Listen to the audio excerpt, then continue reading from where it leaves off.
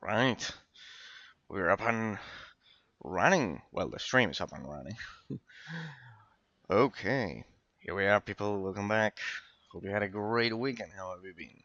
Sorry that we are starting a bit late today. Had to do some errands, just like our protagonist in Drakensang.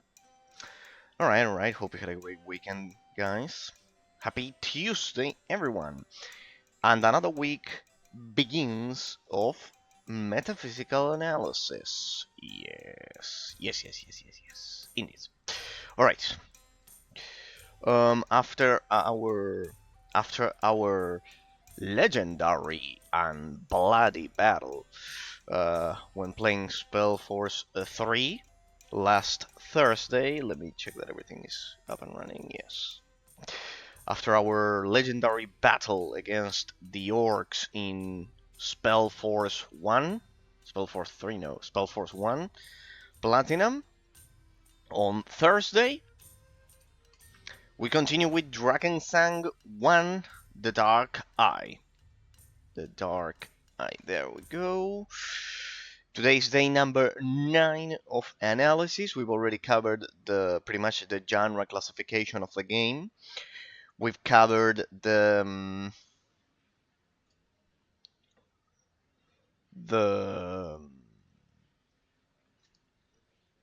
early game gameplay mechanics, basically. Let me see how is it working. I need to put it on performance mode. Yeah, it's perfectly working. You can listen to me. You can see my beautiful desktop.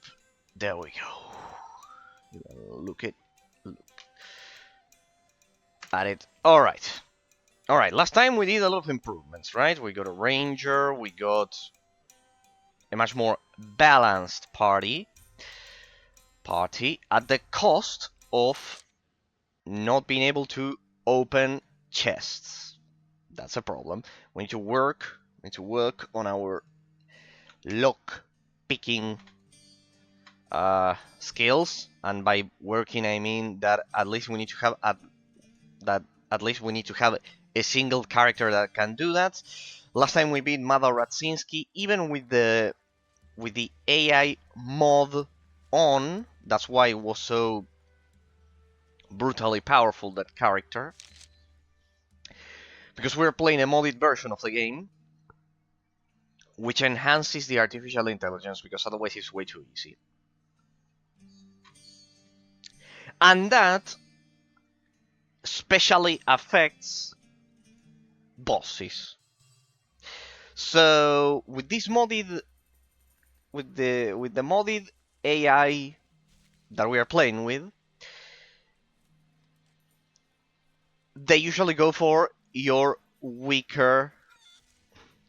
weakest character of your party. The weaker characters of your party, but mobs go straight for the weakest, which is, in this case, Gwendala.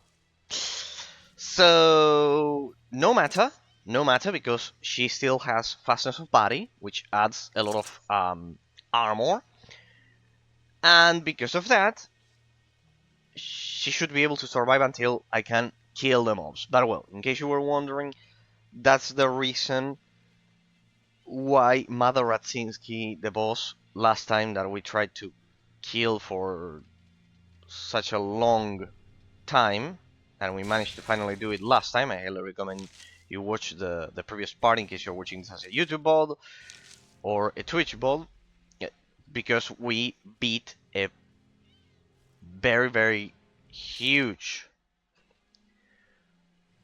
boss that I tried to do for quite some time. Now, as for the quest at hand, we've finished pretty much all of the quests over at Moorbridge. We've pretty much done everything there. Last time, besides beating the boss, I finished some very intricate puzzles, in case you're interested, over at Moorbridge. So I did all of those. We did all of those, and basically we returned to Faradoc. We beat Mother Ratzinski in Ferdok, and we just have 5 quests. And we received our second pilgrimage. And I spent most of the previous stream kind of like upgrading my party because I did a change. You can see that Gladys is no longer there. We have Gwendala with us. We have a ranger. And right now, the idea is that I want to continue with the Incognito quest that involves basically running errands for this brewery or whatever. The problem is that last time we were pretty much there was a point in which I was lost. So yeah, I consulted and I have the guide open in this case because otherwise I don't know where the fuck to go. And I want to see if we basically are running errands incognito for 2 breweries that are kind of like competing against each other, and we had to pick one of them and um, work with them to unveil who's behind the murders in Ferdok. That's the idea. To then hand down this guy called Castan Gamblak. Basically, it's a long uh, line of quests, but the idea is that we do some incognito missions for them. The problem is that I received the package from these guys, and I don't know where to deliver it. That's the idea. This is the quest that we'll begin with. It's the second. See that it says running errands. First, I picked that order. Then I took it back to one of the taverns. And then we have hops and malts. This time I'm supposed to handle a delivery of goods for the Ferdok Brewery. I got it. This is a malt delivery. It must be the secret ingredients for Ferdok Pale Ale. I'll take a look, but the sack is sealed. Yeah, but I have to deliver it to the harbor or some shit like that. So I don't know where to deliver this shit, but basically that's what we need to focus and do today. After that, we can begin the pilgrimage for the second quest for the pilgrimage for the second quest. Yes, that the legendary dragon deity of Aventuria, the world of Drakensang, is sending us to basically a second pilgrimage besides the one at Moorbridge, because we are the legendary heroes chosen by the dragon to save the world or whatever. Basically, that's the idea. We'll get to that soon, but first we have another problem, which is the fact that since I don't have a rogue anymore in my party, I cannot open chests that are locked because none of my characters have the lock picking ability. So guys are betting there, but I don't see any NPC to give this package to. See why I got confused last time? Basically, I don't know where to drop this. But yeah.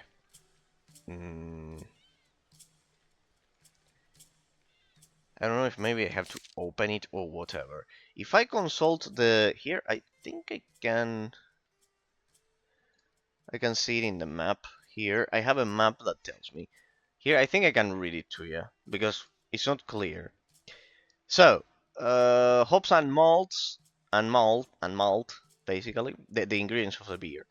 For this task, Dyke Miller, which is the guy we received the quest from, will ask you to pick an order from the decks. We've already done that. Deliver it to the Ferdok Brewery, point 4 on the map. I've already been here. If you look at the map, it's the Ferdok Brewery. But we've been there and there's nothing. How do I deliver it? Supposedly the Fardok Brewery it's right there. Ah, maybe I have to. Maybe it's on another. Yeah, because on the map the point is kind of like here at the northern location of the brewery. I don't understand what he means when it says deliver it to the Fardok Brewery. That's the part we are stuck in. I mean, I understand what it means, but I don't I don't cannot find the NPC I should deliver it to. Because the Fardok Brewery's entrance, it's right here.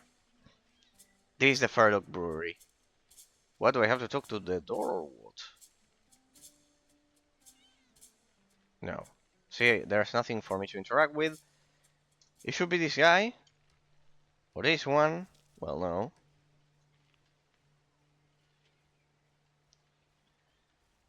But I don't see...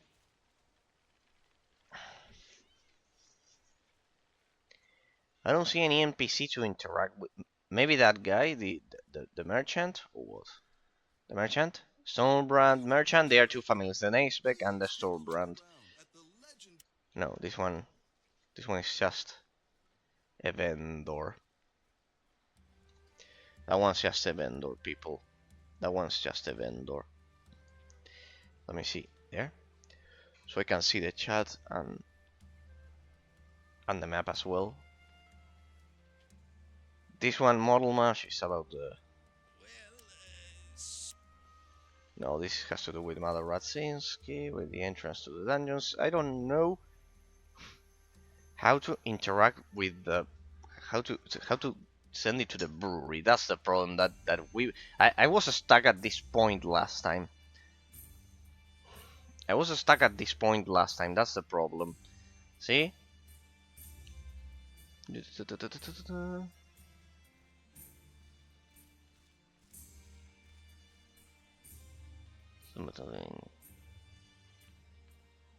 When you approach the brewery, you'll be attacked by 3 dark eyes at spot 3.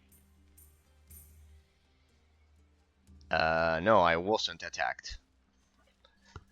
I wasn't attacked at all. Uh-huh. That didn't trigger. Now I'm beginning to worry. That definitely didn't trigger. At spot 3, it's between...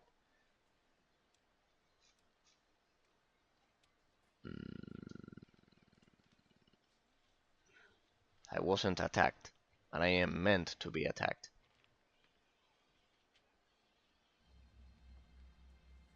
This is a problem, people. This is a problem, people, because... I am meant to be attacked here. Maybe I didn't approach the ambush point. Could it be that I could it be that I have to trigger the ambush? Could it be at this spot? An ambush? I don't see any ambushes.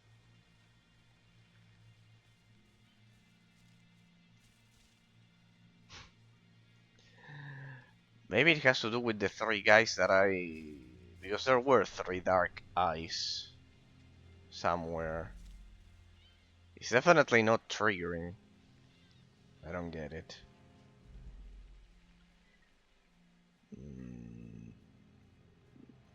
Maybe if I just look for them, I can trigger the ambush. I don't know, they were over here. Those 3 sinister guys. I don't know what's wrong with this quest, honestly. But I don't think that even if I would have done this off stream, I would have solved this shit.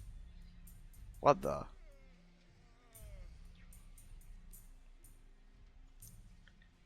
I don't get it, people. I don't get it. Then I'll have to cut all of this section for the YouTube bot. Double the work. Double the work. No, there's nothing. I don't... I take a look, but the sack is sealed.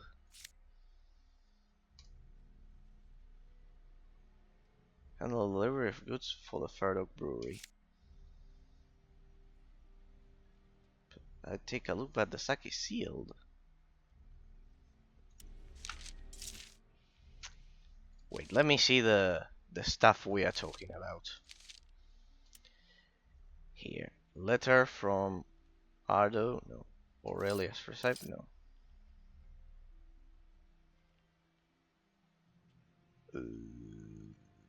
Could it be that I don't have the item? Did I sell the item or what? I don't think so. Where's the item? No, this is for another quest. Greetings. I am turning to you in what are now dark times. Much has happened over the past few years. I have become embroiled in matters that can now scarcely be untangled. In order to achieve this, I desperately... No, that's the main quest. Never drawing a page for me of a spore. No. Could it be I don't have the quest item?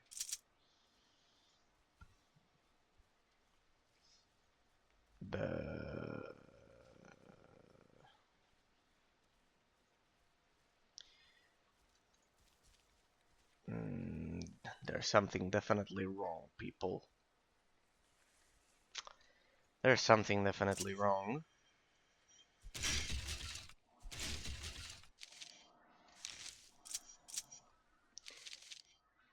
There's something definitely wrong.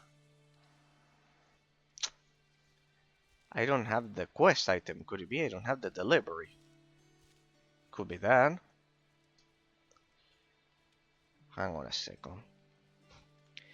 We'll continue the analysis as soon as I deal with this shit because... I don't... we got it here.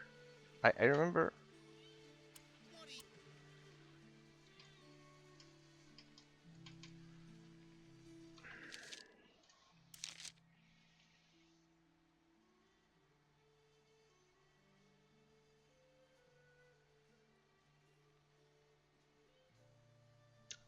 Let me do something. Let me load an older file in which I hadn't progressed through that quest. Let me do some testing. Let me do some testing because I'm sure that this quest, I'm doing it right. So let's see. Do we have that quest? No. Find the source of the rat plague. Okay, perfect. Handful of ducats. We still don't have mobs and we still don't have the second quest. Ah, I have Wendala though. Ah, good. Did I upgrade all of my gear here or not? We didn't do the boss here. We didn't do the boss. We didn't do the boss here. I was ready to go for the boss. My group is fully armed. Short bow, no. Oh, alright, it's not fully armed, but we didn't do the boss. I want to see the full sequence, and then notice. Let me check my inventory. Alright, we have the same amount of stuff. I want to kind of like replicate the quest. Yeah, we did that quest here. We took care of a lot of things. Don't worry, then I'll reload my manual saves. So you go through here, you go through Prioso Square, blah blah blah blah blah blah blah blah blah blah. You get through here. Yes, it's very slow when walking. You get through here, and you go to the Stone Brand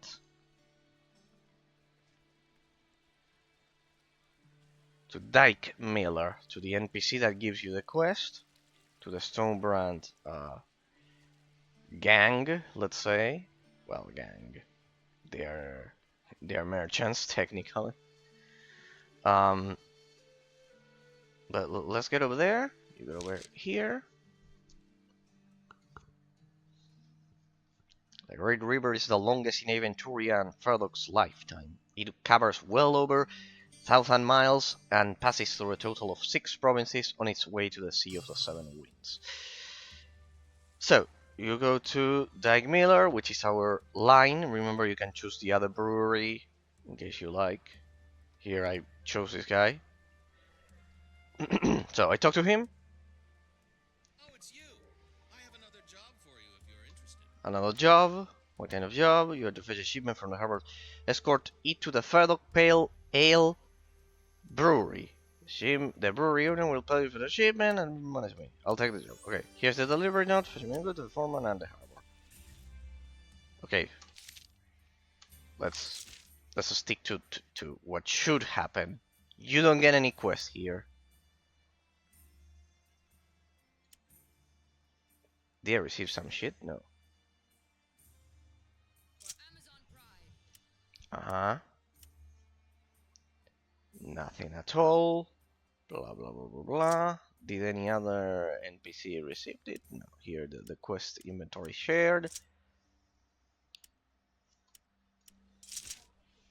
No. It's the same. So far it's the same.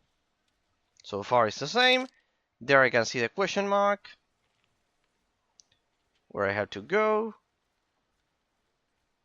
Pretty much.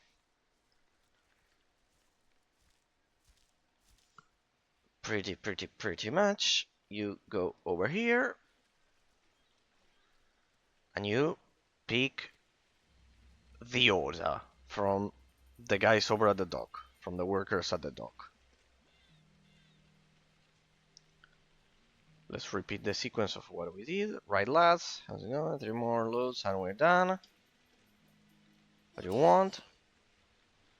I was told there is a delivery to pick up. Give me the delivery note. Yes, the bag for the Ferdok Brewery. It's over there. Take it straight to the brewery. The bag for the... It's over there. Means that the brewery... Ah, the bag. We are meant to pick a bag. It's over there. What? Aha, the bag. Where's the bag? That sack. The bag is over there. What the shit? It's over there. Over there. In Mars, maybe. Ah, now I see. Secret ingredient. Alright. I get it. I get it. Alright. There we go. I forgot about that small detail. It's very small. How was I supposed to see it? How was I supposed to see it, damn it? I spent 23 minutes on this. Oh well. I need to remember to pay. Yeah, I probably didn't pay attention last time because I was talking about the analysis and the boss, right? I need to remember that games like this demand you to pay very close attention to them. Okay. We don't need the guide now. Now I feel much better. I was beginning to feel stupid. Alright. I was consulting the guide and we hadn't picked the delivery at all. Alright, we won't need the guide at all then. I was beginning to think, what the fuck I'm doing wrong? This is bugged! Pick it, it's over there! I thought the NPC just handled the shit to me. Handled that shit to me. No. He doesn't handle it to you. Alright, a very small detail. Yeah, these are the consequences of the negative side of streaming and doing a metaphysical analysis while you are playing. I probably got lost in thought talking about Mother Radzinski and all of the things that we did last time, and I didn't see that I was meant to do this. Alright, you talk to the guy, and he'll say, for those of you who are watching this as a YouTuber in the future, he'll say, because I'll cut the previous part, it's over there. Get it, it's over there. But then you cannot talk to him again. See, this is the problem. They should have included an option to refresh the dialogue. It's over there, and it's that very small shit over there. Well, now we are going to be ambushed, supposedly. I don't know if that's technically spoiler alert, people. If it is, sorry for being so insensitive. But yeah, basically that's it. Yeah, let's trigger our. Do I have my buffs up at all? Nope. Let's do it. Let me buff my tanks. Are they? Do they have defensive stance on? Yes. Yeah. That's a very small detail I missed last time, so that's why I spent the whole hour kind of like walking around in circles, because I never thought that it was such a small thing there. Well, now that we progressed through this shit, I'll save because it's very easy to forget. There we go. See, this is the negative aspect of talking and getting lost in thought while and analyzing the gameplay mechanics and the level design and everything while playing the game. Well, now we are going to be ambushed, I hope, because that'll indicate that the game is working, yes, correctly. Indeed, ambush. Yes, an ambush. I've never been so so happy for an ambush. Okay. Let me. Compared to Mother Radzinski, these guys are um are a fucking joke. Oh well. Right. If I remember correctly, I could do this. Let's go for roundhouse. That'll deal area of effect damage. Double roundhouse and rain of arrows on that guy. So yeah, since I will have to cut those first few minutes from the stream, anyone watching this as a YouTube bot, last time we did a boss fight against Mother Radzinski alongside some. Do they have a fastness of body, right? Yeah, fastness of body. That was a very lucky attack that they managed to wound me. Gwendala, get out of there. See, this is what I've been talking to you guys about. The fact that they are targeting my weakest character is because this is I'm using an artificial intelligence mod of the game. See that they're targeting my weakest character? They shouldn't, in fact, because the normal artificial intelligence of the game, let's say, doesn't care about what enemy to target. That's why Mother Radzinski was so powerful last time, because the boss that we did last time targeted the. Damn it! They killed Gwendala. Get up, Gwendala. Critical wound. We can deal with that. We have 2 healers now. I have upgraded my party, as I was mentioning in the intro. I upgraded my party last time. We did some riddles over at Moorbridge. I finished the puzzle. I cleared everything over there at Moorbridge, and we came back here. Do they have money? Yeah, they have loot. They have loot. Dice. Don't tell me we have some minigames. Dice. Okay. And we finally beat the boss. We finally beat Mother Radzinski with the AA mod that makes the game even tougher. So I should add it to the title next time. So in terms of the metaphysical analysis, we've already gone. I already went over the genre classification of the game. There we go, Brewery owner. Wonderful, the human is here at last. He's talking. desperately need these ingredients to brew our Just delicious speak way too American low. pale ale. And before I forget, here's your money. Give my regards to old Emeran. I have to take my leave now. Very well. See, it was easier than I thought. Okay, so last time we did Mother Raczynski, the boss, that with the AI mod. We did the final puzzle in Moorridge, and just to have a quick reference for those of you watching this as a YouTube bot in the future, and in terms of the analysis, now that we get to the second conclusion before I got stuck in this that I wanted to do today. Basically, I've gone over the genre classification so far. Uh,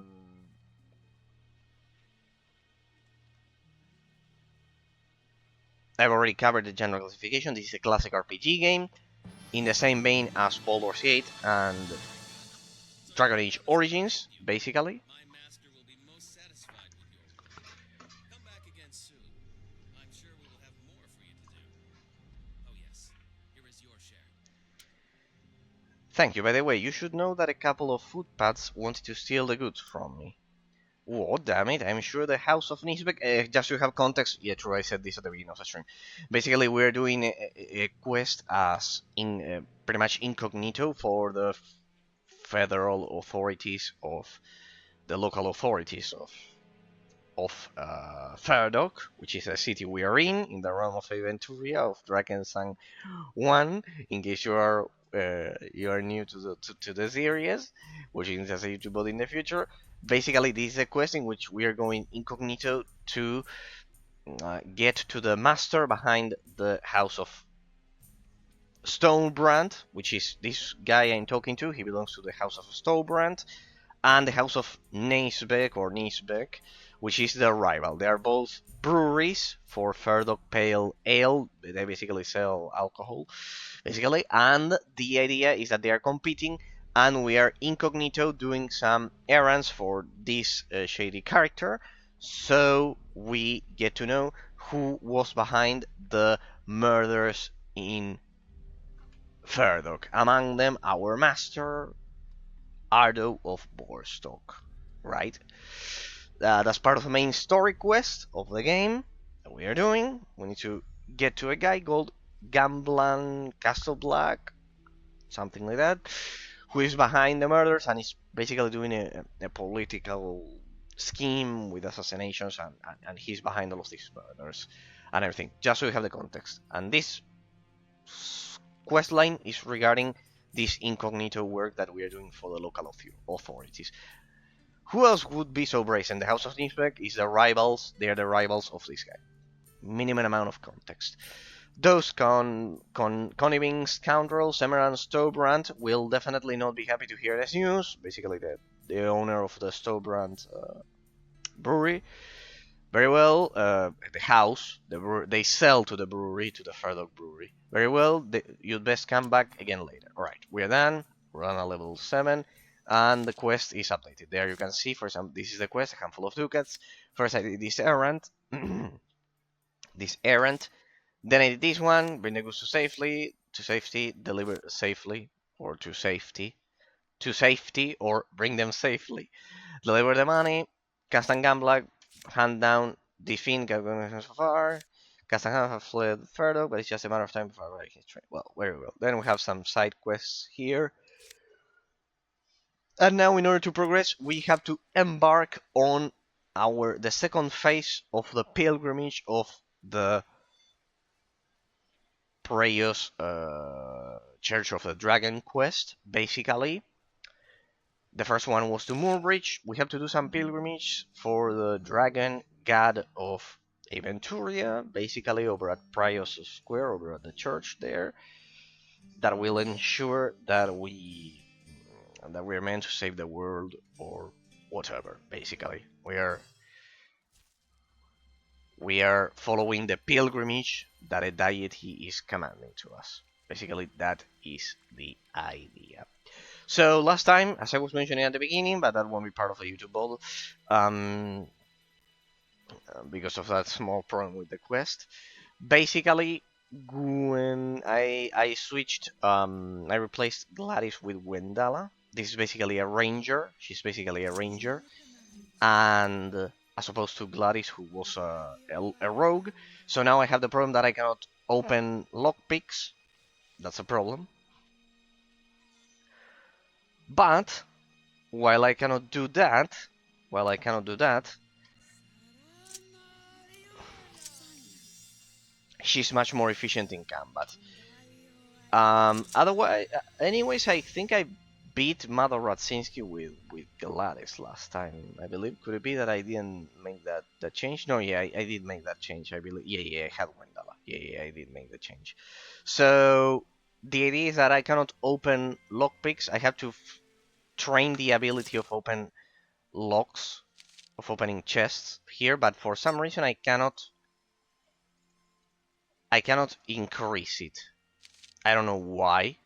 I don't know why, but I need at least one of the four characters to be able to use it, but apparently you need to be a rogue or some shit like that. Because you have to train it, probably. You have to train it, but the thing is that I don't know how to train it. That's the problem. I need either a rogue trainer or some shit like that. So maybe, now that you mention it, well, hang on a second. Before we depart, I have an idea. Maybe we can train them over at the house with some of my NPCs. Wait, hang on a second. Let me get to Ardo's residence for a sec before we depart. So we're done here. Pretty much we've finished Moorbridge. We finished the main quest here. So we'll continue with the second pilgrimage of the dragon quest. Basically, that's the idea. The main quest of the game.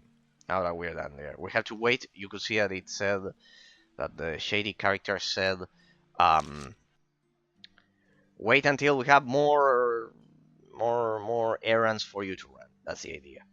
In terms of the metaphysical analysis, people, basically the idea is that we've already covered the genre classification. It's a classic RPG game. We've already covered the early game gameplay mechanics.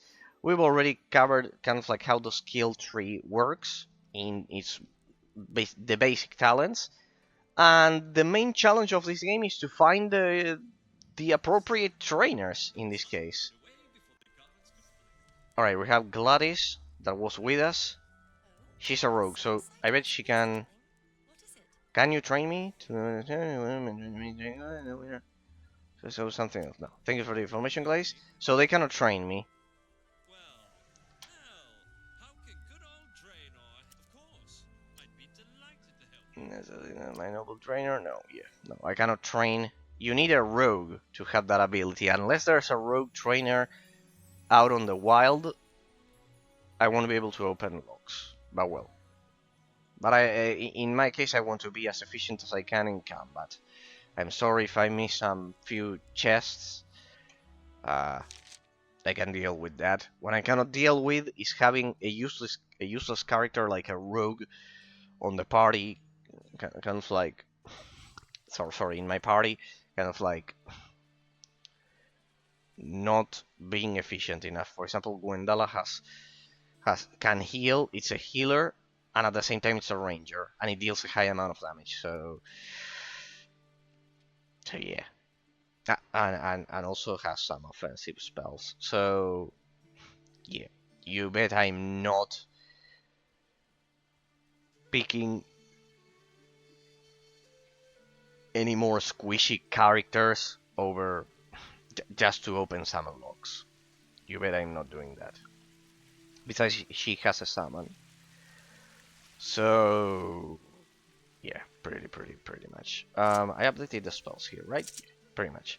And besides, she deals range damage, which is what I want to go for. The problem is that the AI model makes the artificial intelligence way too good. Kind of like, well, that's better. It'll be better. So longbow, I have 81 arrows, and I have enough arrows here. 2, 1, 1, 1. Ellen, good. She seems to be quite armed. Shoulders, she cannot have. Remember, we cannot equip any steel or metal if we want to cast the spells, right? So spellcasters cannot equip something like this. That's the idea. I have a very balanced group by now, and I believe the huge difference between the difficulty of the Mother Radzinski boss fight and the other NPCs that we've dealt with, it's kind of like notorious because precisely I cannot go back to Moorbridge, I cannot go back to Avestru, so we have to go to the Blood Mountains to fulfill the prophecy of the dragon deity, and we begin our second pilgrimage, people. Straight up, remember, we can be ambushed in our way. So we go to the Blood Mountains. We begin the Blood Mountains quest line. Second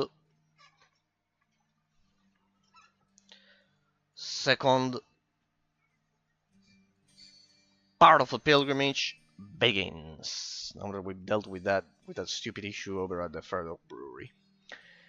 In terms of the metaphysical analysis, people, I would say this is a great entry point. Classic RPG. A great entry point, classic RPG. It feels like a BioWare game. It feels like a BioWare game because the gameplay mechanics are very similar to.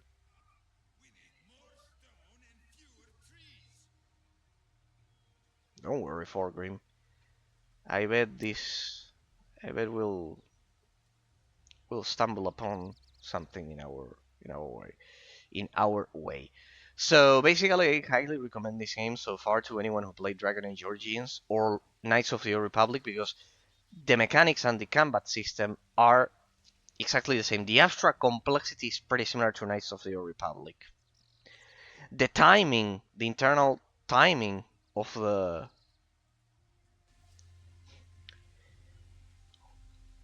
combat system is the same because this is actually real time with post combat, but internally they are kind of like turns, as you could see with the ticks. Some spells are faster than others, some abilities are faster than others, Hey, but it's basically the same idea. you're not thinking of going up to the castle, are you? Nobody gets in there. But if you like long walks uphill, feel free. Alright, Yasmin. No one? Do you mean I won't get into the ruins either? We need to get to the ruins to do the second part of our pilgrimage. And what does someone like you hope to find there? I don't know why they just voiced kind of like the initial option, the initial dialogue of the NPCs, but not the subsequent ones.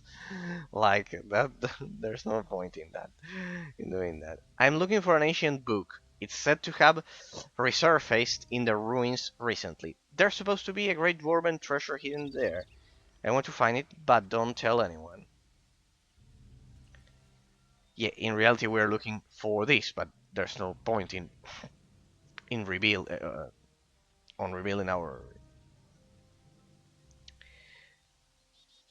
our true intentions. I mean, there's supposed to be a great dwarven treasure hidden there. I want to find it, but don't tell anyone. But if you think you need to tell lies to conceal the real reasons, feel free. But I find it insulting that you think I'm just a simple swineherd who believes every word out of your mouth. What's the real reason? What's the point of this then? I'm looking for an ancient book. It's said to have resurfaced in the ruins recently. We Sisters of Satuaria weren't the only ones to notice that there's something strange going on in the ruins. I bet it's the small cinematic camera panning that we saw at the beginning with the clouds, with the teal clouds there, with the lightning. That there's something strange going on in the ruins. So you're part of the Sisters of Satuaria. Good, good, good. Listen, I'm a witch of the Dark Forest. Like the card in Yu-Gi-Oh! Witch of the Dark Forest. Very useful card. It was banned for a lot of time. Perhaps we can help you get into the ruins. If we scratch your back, you'll have to scratch ours. Excuse me? A witch? I'll have nothing to do with you. Get lost. I'm sorry, that's what I would do. There's probably something fishy here. That's what I would do. In real life. Back from the deep In the forest. deep forest, are you? What are you doing here? I know, maybe it's a side quest, huh? And I'm missing on some experience. I'm guarding the pigs while they fatten the acorn. I used to be a cook for the night, but he's doing that job. Earlier we were talking about Mindring Elf. What do you mean? Something? Why do you hurt pigs when you are a witch with magic powers? Magical powers?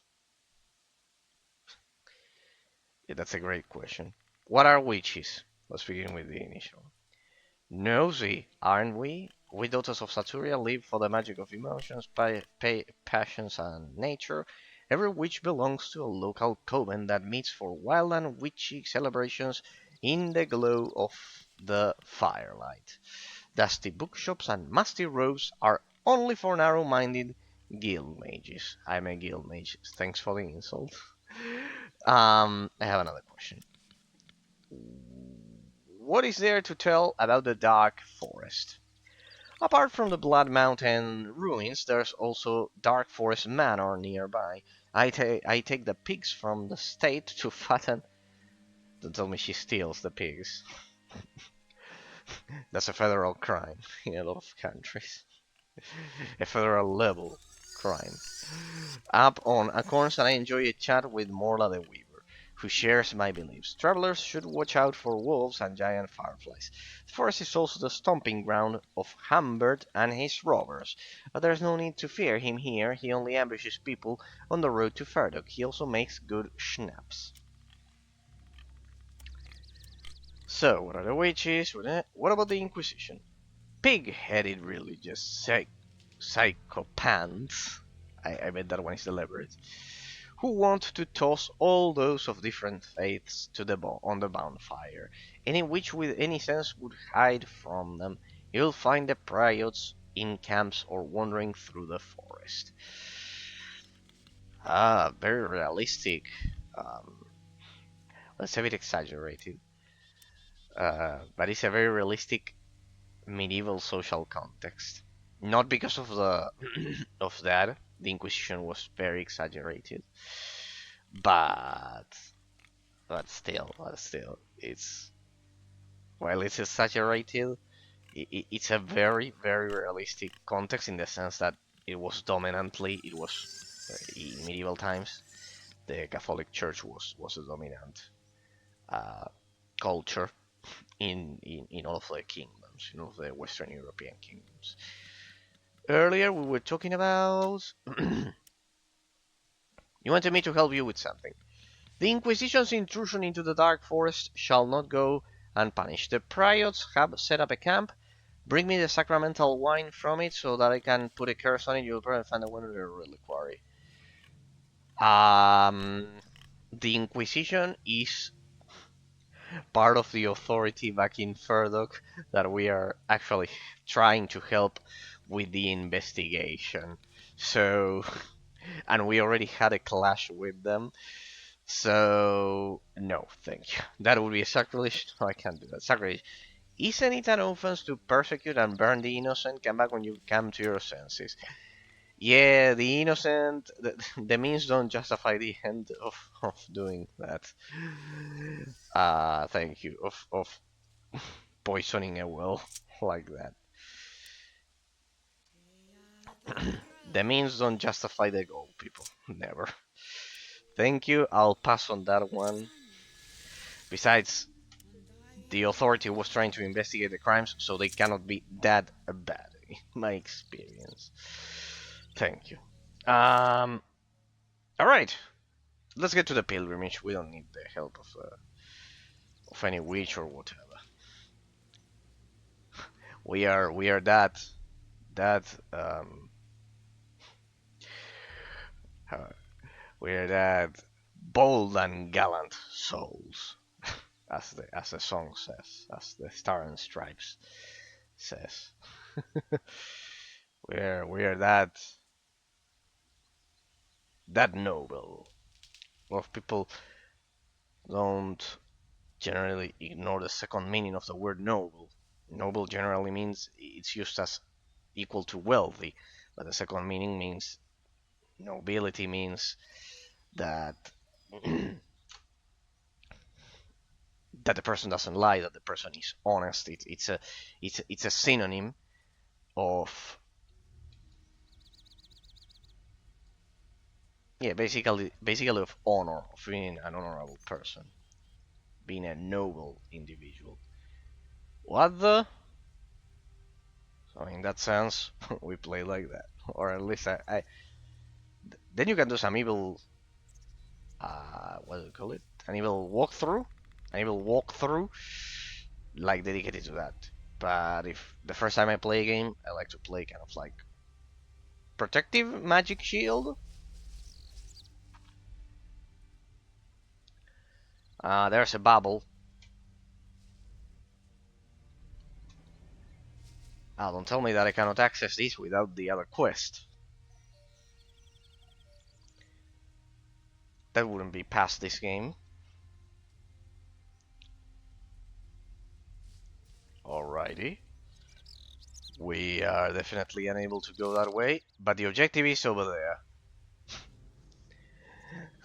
The objective is over there, so let's take the other route, see if we can find some answers there. I guess. Unless I had to trigger something. I don't think so. Let's see. Stolen knowledge. Break through the magic wall. Destroy the protective shield. I won't get into the old castle ruins until I manage to destroy this mighty protective shield. It won't be an easy task, but I must find the book inside the ruins. Alright, so our second pilgrimage test is that we have to get that book and destroy a protective barrier, basically. Destroy a protective barrier. No, as I was mentioning in terms of the analysis, the game does feature an amazing system. You'll feel right at home if you played Dragon Age Origins. You'll feel right at home if you played Baldur's Gate, or if you like classic RPG games in general. I would specifically stress that this game is a perfect entry point to the classic RPG genre, much more than the modern entries of Divinity Original Sin 1, 2, and Baldur's Gate 3. A lot of people praise Baldur's Gate 3, which, people, those who have been watching the channel for some time, you know that I despise Baldur's Gate 3. More travelers. Ronker was right. This forest is really a gold mine. Oh, we have a bandit, people. Hey Troll there, toll. lay down your arms and give us all your gold. Yeah, right now. Maybe nothing will happen to you. Yeah, right now Not I'm so doing it. fast. This forest belongs to Humbert, not to Ronquer.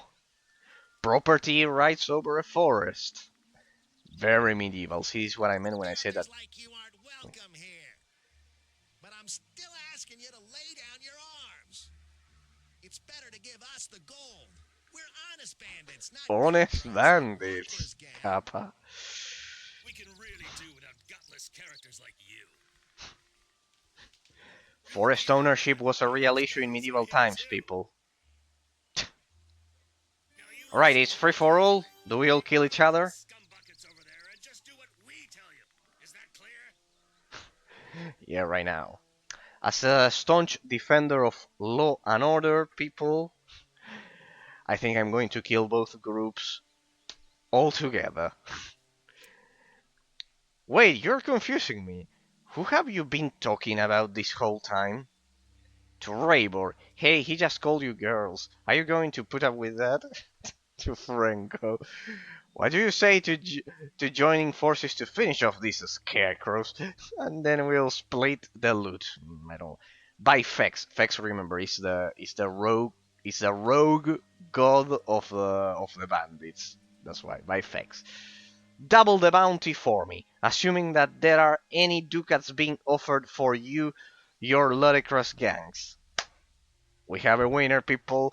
That last option, it's pretty much what I would like to do. I pretty much don't need a lot of context. I don't need anything. Two people who come out of two groups that come out of the forest of a forest, threatening any tourists, any travelers. In this case, they must be exterminated. indeed. So by effects, double the bounty for me. Assuming that besides they are very very annoying. They both shout a lot. Big words, boy, gang. Forget Hambert's men for the moment. Let's just eat Bragan up first. My pleasure. Lads, you heard the wrong queer. Double the experience for me in this case.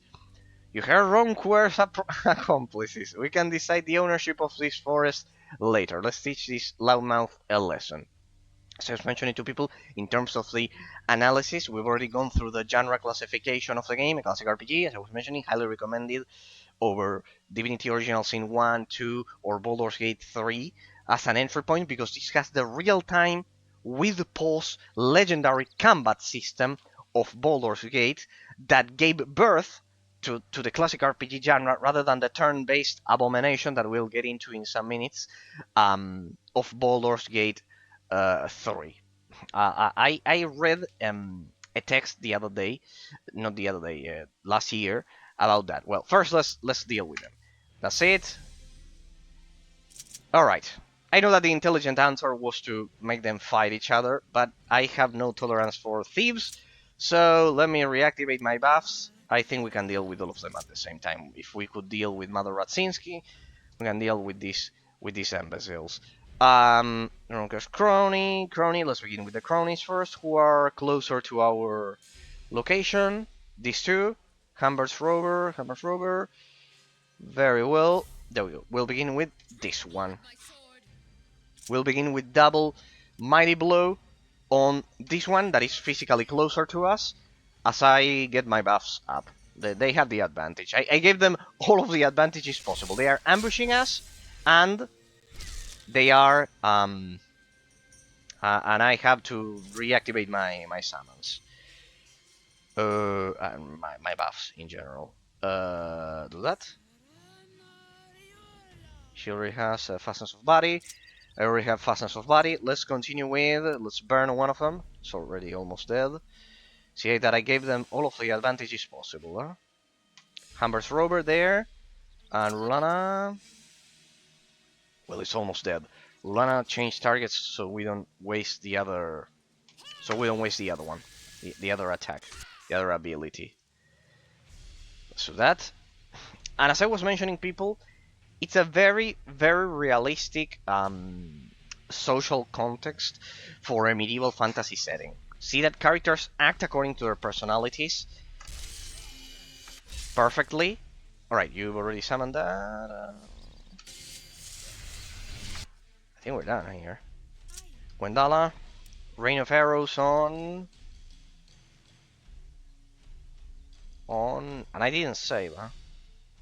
On this one, Forgrim, Mighty Blow. I'm done here. Rulana. There we go. Now it's burning. That's for sure. Then we have Franco and Raybor. Summon Wolf. Good.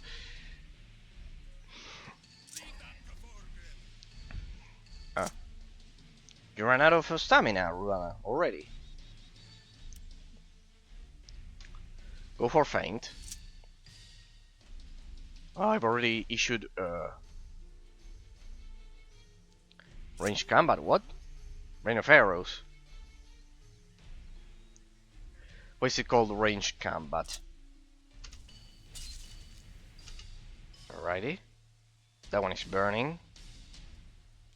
We can go for a Mighty Blow there. And you, Rulana, change targets to this one.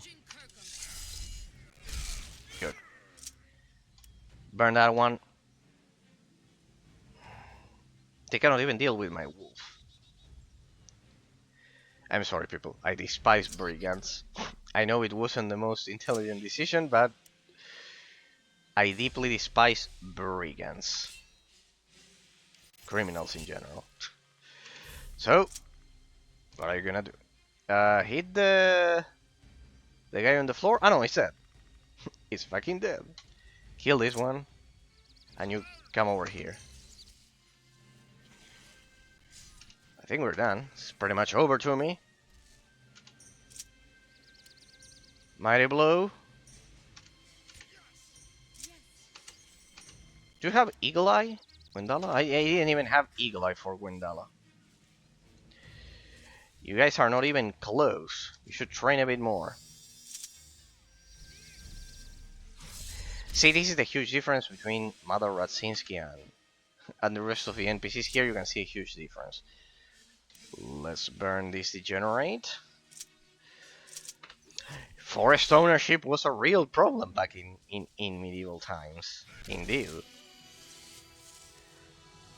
Robbers and bandits has been closed. Indeed. The forest has been purged of degenerates. Good. I'm sorry, I don't... Just like, as the old saying goes, any decent nation should never negotiate with terrorists. This is the same. I'm sorry. I know that that's straight up of the manual of British empiricism, but it's what I like. What are you gonna do, people? What are you gonna do? What are you gonna do, people? Alright.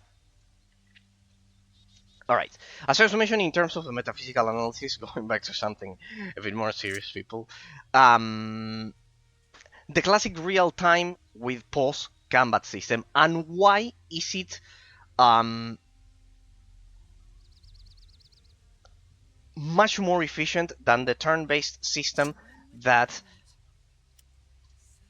Larian implemented in Divinity Original Sin 1, 2, and 3. First of all, a bit of a historical context and why I'm praising this game so much, because we've analyzed the early game gameplay mechanics so far with the real-time with pause system that I have been mentioning to you. Let me say, because it's been a lot of time. Why? Well, because actually the classic real-time with pause combat system actually is trying to conceal the turn-based system that we had in classic RPG games in the 90s, in the early 90s. But then Baldur's Gate came around, the original one, and finally broke through that. Then, of course, as I always tell you, David Brewick and Diablo 1 finally turned the internal clock down to 0, basically, and that created real-time combat system, a real-time combat system for RPGs. As we clear the forest, we can talk about these people, as I explained the differences in systems. Let me close this. I think we no longer need it. Is the video buffering? No, what? But stay there. There we go. As I was mentioning, the classic RPG real-time with post-combat system. These are very weak enemies. We've already faced them. So... Good choice.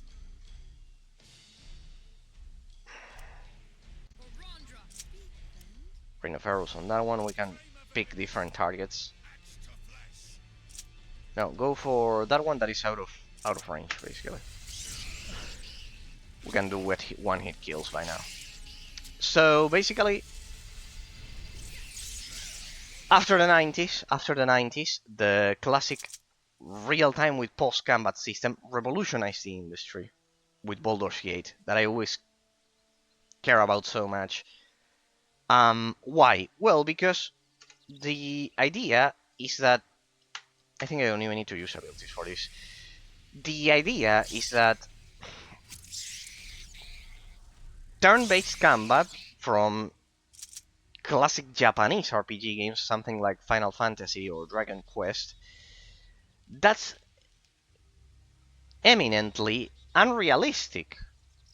It's completely unrealistic, to be honest. And only purists of the classic tabletop Dungeons and Dragons, of the classic Dungeons and Dragons tabletop game, will defend turn-based combat. Like purely turn-based combat. I know that there's a lot of people who love turn-based combat, but it is undeniable that it's unrealistic. It's unrealistic. I'm not saying that all turn-based games are terrible. For example, I love Pokemon. I think it's the perfect implementation of of that. It's no coincidence that it's so famous.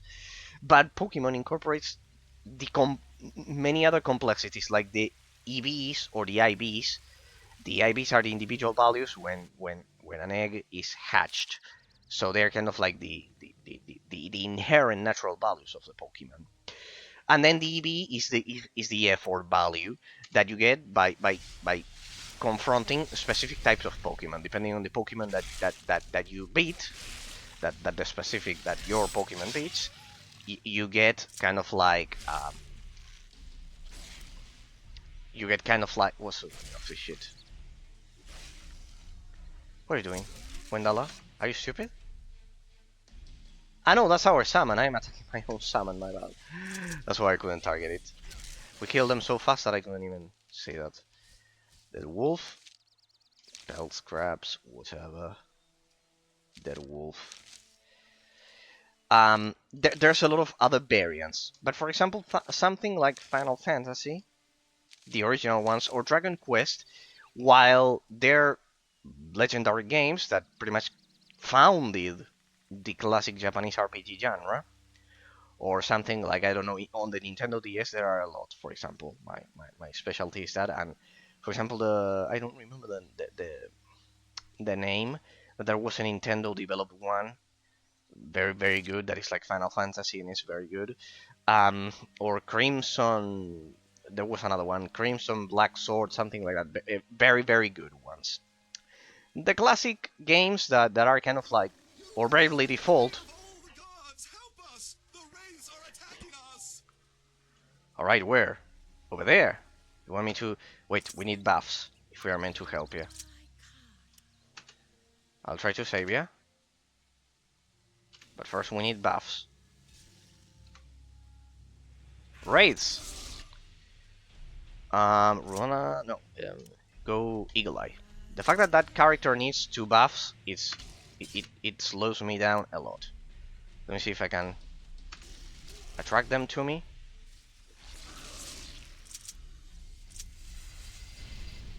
You come over here. Where are we going? Here. Prayos Devotee Burn. Alright. I bet Mighty Blow works. It's a spirit, but I bet it works. What's that? Lightning Fine, yeah. Oh, careful. That one is the one that I've been using so much. It basically makes attacks difficult to... Well, here you can see that I'm using Lightning Fine, yeah. It makes attack difficult to land. Oh, damn it. I triggered that. No. That's why they are difficult. They must be pretty difficult to target. There we go. Nice hit. Go for aimed shot at that one. Let's see if I can target that one. There we go. Oh, damn it. They knock down enemies. What's the meaning of this?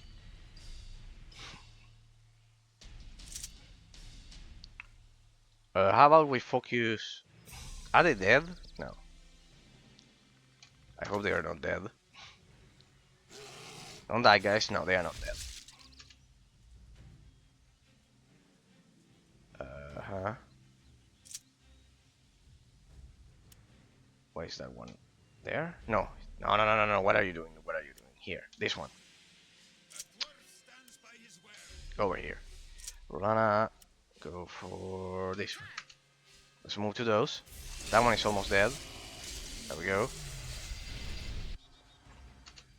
You're still attacking, right? Good. Attack that one. Come on. Attack that one. They kill my salmon. No matter. Reactivate it. Good. Magnificent. The camera, it's a bit wonky. We're all attacking that one, right? Mighty Blow. Should be able to deal with that. Rain of Arrows. No. Go for Thunderbolt. Burst of Flame. Mighty Blow. Mighty Blow. Good. Damn it!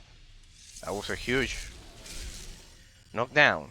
Damn it! That thing interrupted my spell. No matter. That was a close shave. The shadow creatures There we followed go. us without any warning. I told the Inquisitor that it was madness to provoke the witches of the Dark Forest, but he wouldn't listen to me. Well, never mind that now. I am indebted to you. If there is anything I can do for you, please tell me at once. Yeah, help me dispel the magic barrier around the ruins so we can do our pilgrimage. So, Prayer's devotee burned, Drake. I want to. Can I ask you questions, Vendrick? Speak. What do you know about the forest? Yeah, I want a civilized explanation of this shit. But as I was mentioning, people, the Baldur's Gate 3 and the Divinity Original Sin 1 and 2, the combat system used in those games that is completely turn-based, it destroys pretty much all of the legacy of the original Baldur's Gate. That is real time with pause. Yes, internally you have turns, as you could see there. You can see that they are turns, just like Knights of the Old Republic. But you can see the difference in the psychological impact on the player. This is what I wanted to get to today, because basically, real time with pause is not the same as turn based. I know that the RPG genre started as turn-based, but then it evolved into real-time with pause and real-time combat with Diablo then. There were two evolutions that give a lot of realism to the combat. Turn-based combat is kind of like much easier, first of all. It's much easier. I know that people will say that, for example, finishing Fire Emblem is difficult and those things, but or Divinity Original Sin on the hardest difficulty, but they don't come even close to Baldur's Gate, a Throne of Ball difficulty. They don't come even close. I played Divinity Original Sin 1, I completed it on the hardest difficulty, and it wasn't even close. It wasn't even close. The difficulty of a properly developed real-time with combat, real-time with pause combat system is pretty much unmatched. Why? Because you have to specifically, for example, Lord Sion in Knights of the Old Republic, if you don't know what you're doing, it's pretty difficult to finish the game, especially on the hardest difficulty.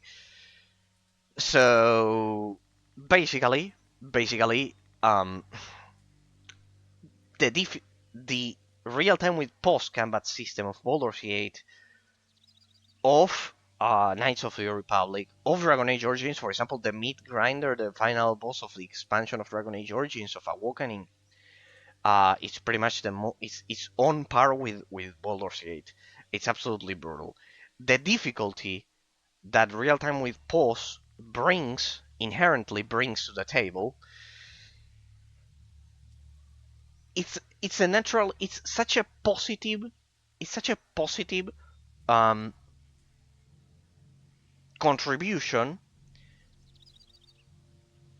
to the difficulty and the psychological impact on the player that it has, of the learning curve, that only that element alone is enough to say that real time with post combat is naturally superior to turn-based combat, not because of the realism alone, because of how it exponentially enhances the difficulty.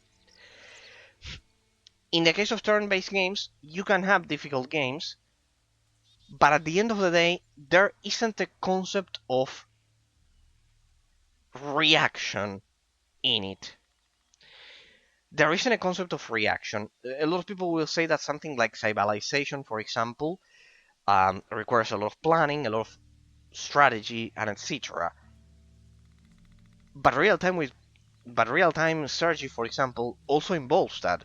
Any StarCraft game, any MOBA, for example, real-time games also involve that strategy. But on top of that, they add the element of having a good reaction time.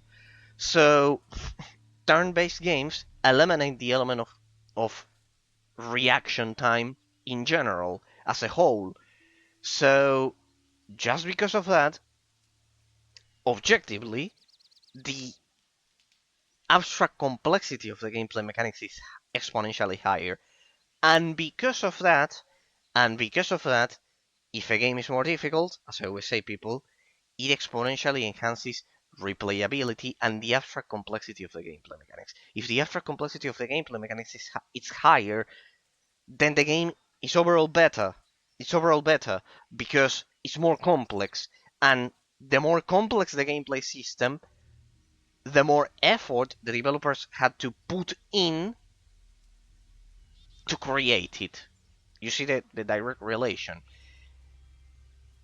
And I have empirical evidence to this, and now we continue. Don't worry, it was just a small explanation that I wanted to tell you. There's the empirical evidence is that the most indie games that are simpler to make, generally, generally, with a very important base, maybe with a very important or or very well polished artistic direction, like something like Cuphead or Ori and the Blind Forest, something like that. Amazing artistic direction and amazing everything, or Hollow Knight. Amazing indie games. There are amazing indie games, but at the end of the day, the abstract complexity of the gameplay mechanics is much lower. And if we get into the realm of strategy, of the genres strategy and RPG, you will see that most indie games are clones of Japanese turn-based RPG games, like Final Fantasy, like the ones that I have been mentioning, like Divinity Original Sin, like yeah, pretty much like Dragon Quest, for example. They follow that classic Japanese turn-based style, and it's not a coincidence. It's the empirical evidence that real-time strategy and real-time with pause combat, in the case of the RPG genre, in this case, they add much more abstract complexity to the gameplay mechanics. Why? Because of what I said initially. Because they incorporate the element of reaction time. In Baldur's Gate, even if internally the a certain amount of seconds they still represent a turn in that game, even if it's internal, you need to have a reaction time, even if you can pause the game. That that is exactly the huge difference, people. That is exactly the huge difference, and why real time with pause adds a lot of abstract complexity to the gameplay mechanics when compared to turn based. And it's not a coincidence, as I've said, that the empirical evidence basically is that most RPG indie games are clones of Japanese turn-based um, RPGs like Final Fantasy and Dragon Quest, because the abstract complexity of the gameplay mechanics required to create a real-time with pause combat system like Drakensang, like Baldur's Gate, like Knights of the Republic, like Dragon Age Origins, it's much higher. The developer needs to incorporate and consider of an element of reaction time, right? And that's why I think the real-time strategy genre and the real-time with post combat in the classic RPG genre, like Drakensang, like Dragon Age Origins, is much more complex than something like Divinity Original Sin 1, 2, or Baldur's Gate 3, because there you only have to worry about turns. This is a very interesting topic, but pretty much explains the fountain of the classic RPG genre, because it's a huge division right now. So, we finally found some kind of civilization in this forest. Let's continue before I bore you with my metaphysical explanations as we continue. The next settlement is Dark Forest Manor. There's hardly anywhere else around here that you'll find God-fearing folk. Robbers and witches take advantage of the forest's remoteness. We dealt with them at the at the entrance of the forest. We killed all of the bandits. If you look at the size of Blood Mountain Fortress, the situation may once have been different. The fortress was certainly the heart of the barony at one time. Today, though, it's only a ruin surrounded by a belt of reprehensible magic. Preyos only knows what's going on in there. There was something else. Speak. What do you think about the witches? Their magic is dangerous and leads them easily to sacrilege, to consorting with the Nameless One, but they still have a right to a fair trial. Some of my comrades in arms make things too simple by trying to destroy witchcraft root and branch. Something else. What can you tell me about the Grand Inquisitor? Remember, we met the Grand Inquisitor back in Fedok in the first part of the story, when we were chasing the guy behind the murders in Ferdok. I know it's a long story, but in case anyone needs some context, just ask away if you're watching this as a YouTube bot in the future. Grand Inquisitor Armando Laconda Davania is a feared demon and cultist hunter, a servant of righteousness, and yet somehow he seems to have changed over the past few days. He's become overzealous and full of hatred, but that shouldn't concern you. Preyos's ways are incomprehensible, and if he chooses to fill his most ardent champion with such dedication, so be it. There was something else? Well, this is related to the main thing that we need. Hang on. About the barrier. We need to raise that barrier. There we go. There we go. They call me Eraser. I want to get into the Blood Mountains ruins. Remember, we need to get into the ruins to get access to the book for the second part of our pilgrimage, people. But this magic wall is in my way, indeed. This godless work shall not endure for long. In the name of Preyos, I'd suggest you consult with the Grand Inquisitor about the magic shield. No spell can withstand one of his counter curses, but do not expect any favors. The Grand Inquisitor is an extremely busy man. Alright, so the Grand Inquisitor, I presume he's over here.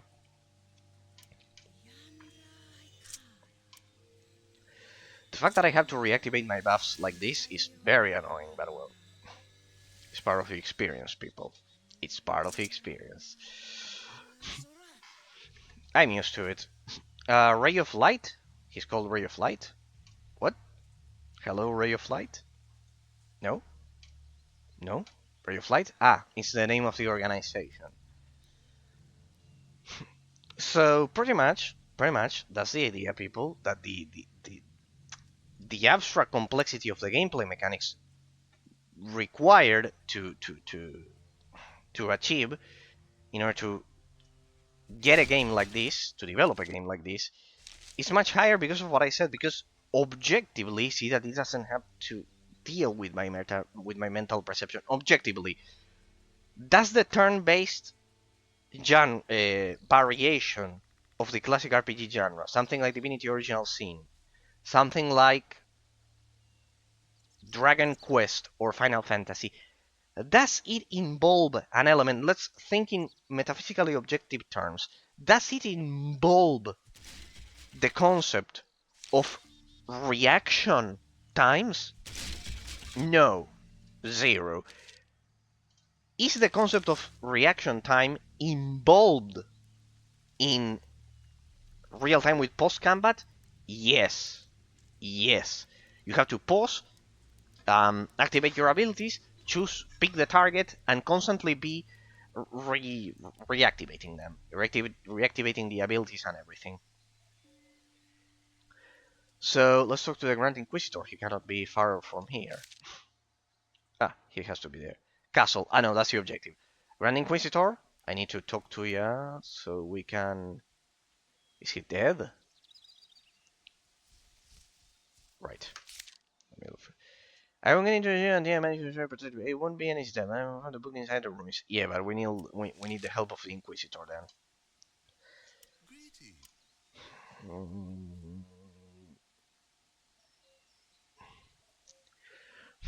You consult with the Grand Inquisitor. The Grand Inquisitor is over at Ferdok, could it be? He's at Ferdok. He's over at Ferdok. Could it be that he's here or some shit like this? Let's continue exploring the forest for now. I don't know where to find the Grand Inquisitor, but well, whatever. In case you're wondering, I am like this because I'm not wearing a t-shirt because we are getting into the summer here. In case you're wondering, people. So as I was mentioning, see, this is the what is called the scholastic method, the metaphysically objective method of trying to reverse engineer your mental perception, ignore it, to find metaphysical reality. Turn-based games, the turn-based combat system that Divinity Original Sin implemented, does it involve any complexity objectively that is not present in real time with pause combat systems like Baldur's Gate, like Knights of the Republic, like Dragon Age Origins? No, there isn't a single element of the gameplay mechanics that basically involves an abstract complexity Let me do that. that is higher Drink blood, my sword. than real time with post combat. Objectively. See that these are facts that I'm deducing from reality. See the difference in the analytical method. There's a huge difference between saying that and saying I think real time with post it's better than turn based. I'm giving you logical reasons. One could argue that is not only that. That is not only that. As I've said, because of that, we can deduce more facts that I mentioned previously. Due to the fact that there's an element of reaction involved, second conclusion, because of that, because of the first conclusion, of the first objective conclusion, we can get to the second one and the third one. The second one precisely is that because it involves an element of reaction time that is not involved in pure turn-based games, the abstract complexity is higher, as I've said, and if difficulty is higher, see, it's pure logic. If difficulty is higher, then does that enhance the abstract complexity of the gameplay mechanics? Yes, because the higher the abstract complexity of the gameplay mechanics, the more difficult it is for the developers to design that combat system when compared to a purely turn-based game. Let's get to the third argument, the empirical evidence, people. The empirical evidence. Most RPG indie games, are they purely turn-based or real-time with pause? They're purely turn-based.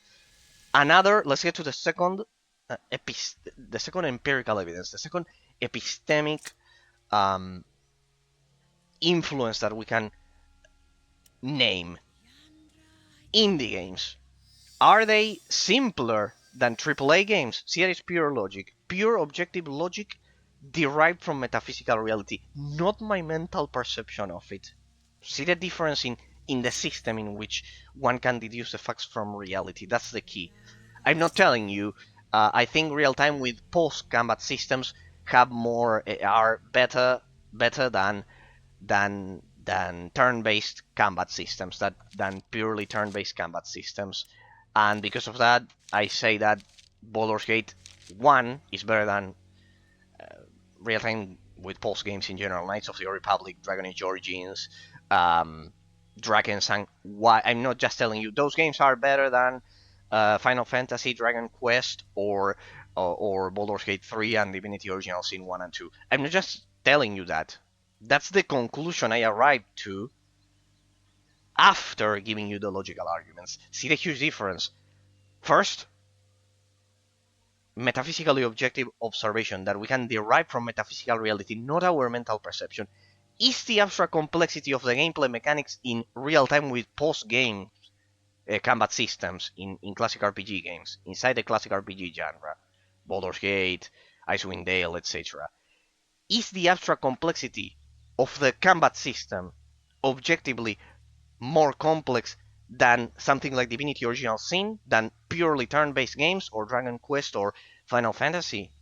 Yes, objectively. Why? Because they incorporate objectively an element of reaction time. Purely turn-based games, while they might have other complexities, reaction time is not an element that they incorporate inherently. So there you can see that this is a metaphysically objective reason. It's dissociated from my mental perception. It exists, its existence, it's external from my mind, from my mental perception. And from that objective deduction, from that objective deduction, that is saying that the abstract complexity of real-time with pause is higher than turn-based games, we can derive the rest of the conclusions, as I've said. If that is the case, if there's more abstract complexity of the gameplay mechanics, what are the implications of having a higher abstract complexity of the gameplay mechanics? Higher difficulty. Is having higher difficulty a positive or negative effect on a game? It's always positive. Why? Why? Because it enhances replayability. And replayability is by itself objectively a positive value when analyzing the metaphysical entity that is a game. Why? Because the human mind works through repetition. Through repetition. As I always tell you, people, which are the games that you remember the most? Those that you play the most. Because you remember the insane amount of hours that you spent with them, in the past. So it encourages replayability. A higher abstract complexity of the gameplay mechanics encourages replayability. And when you encourage replayability, the game is objectively better. Why? Because you're extending the base gameplay. I don't know where I'm getting into here, but well, we are going through the forest. Let me reactivate my buffs. But that's basically the idea, people. That's basically the idea. See how all of my deductions respond to logic, not to my mental perception. They respond to metaphysically objective observations that we can deduce from reality, from metaphysical reality. See the huge difference. See the huge difference between that and saying, I think, my opinion, my mental perception is the equivalent, is that Drakensang is better than Baldur's Gate 3, for example, or than Divinity Original Sin, without giving you any logical reasons. That's a huge difference that I always tell you. Followers of the channel must be fed up of listening to me say this, but it's basically a scholastic method that works at analyzing isolated objects. It's the most efficient way of analyzing isolated objects, because isolated objects aren't a matter of mental perception, they are a matter of how particles and atoms arrange themselves in a specific way. And a game is no different, even if it's a digital combination of those particles. So in the case of this specific conundrum that we're talking about, so we don't lose so we don't lose sight of the main topic that we're talking about.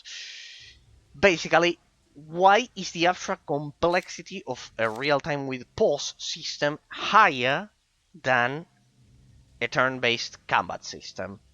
Well, because of that. Because at the end of the day, it incorporates an element of reaction that enhances replayability, and because it enhances replayability, it enhances what's that?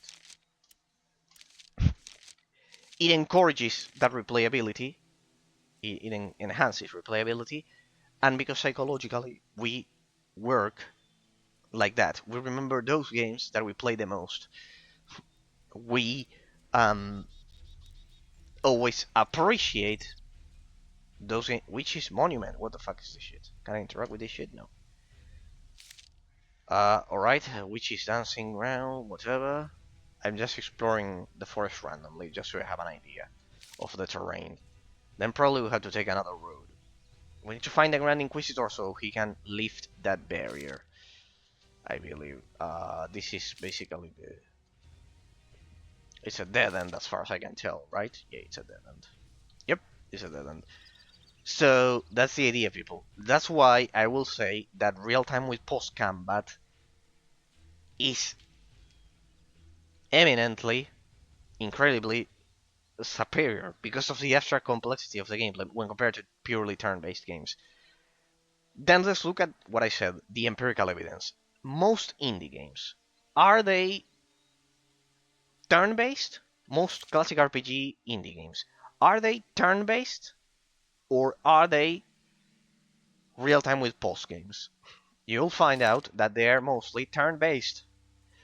Why? Because it's simpler, it's easier to develop, it verifies the logical deduction that I initially made. See how interesting it is. It verifies the original deduction that I made. That because of what I said, the abstract complexity of the gameplay mechanics in a real-time with pause game is higher, and I'm verifying it with empirical evidence. Indie games that don't have a huge budget behind them or development time is not 100% of the cases, but they most of the time are turn-based games. They're turn-based games. Why?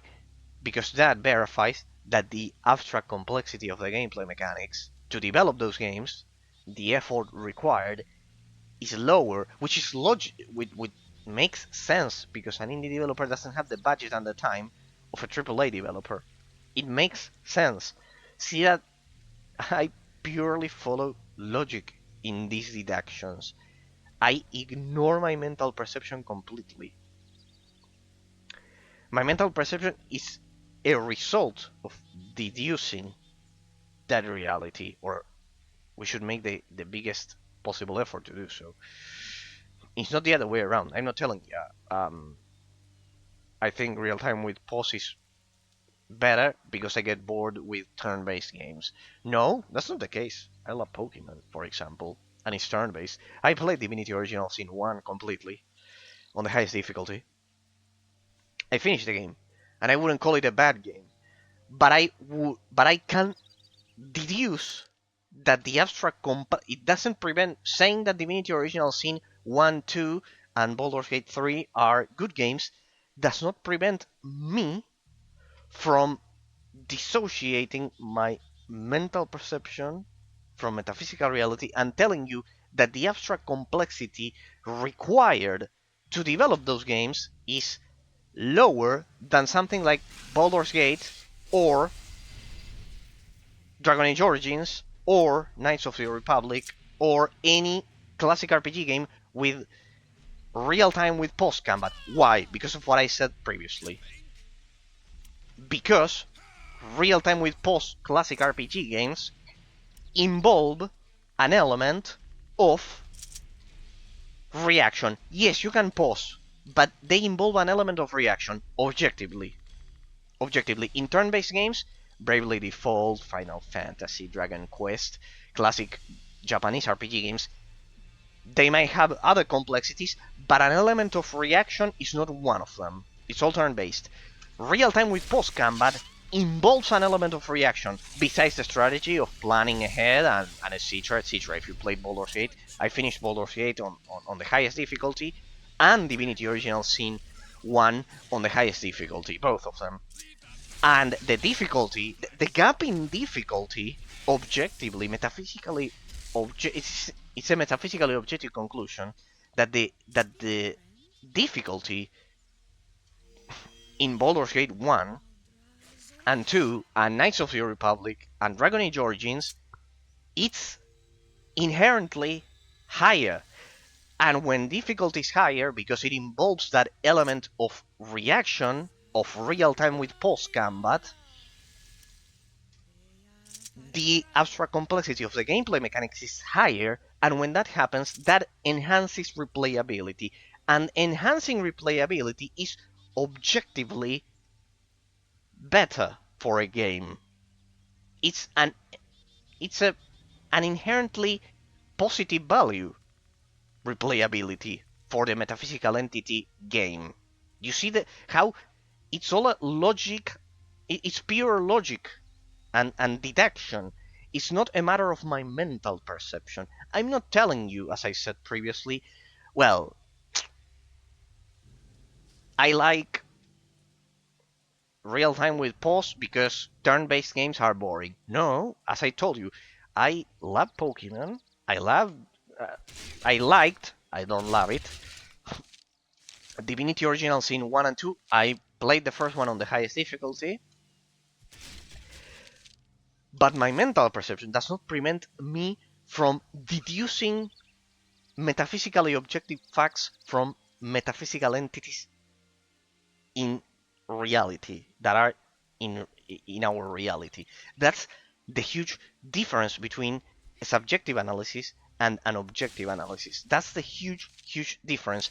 And in the case of, let's not side of the topic at hand, people, in the case of a comparison between real-time with post-combat systems as a sub system inside of the classic RPG genre, Baldur's Gate, Icewind Dale, Neverwinter Nights,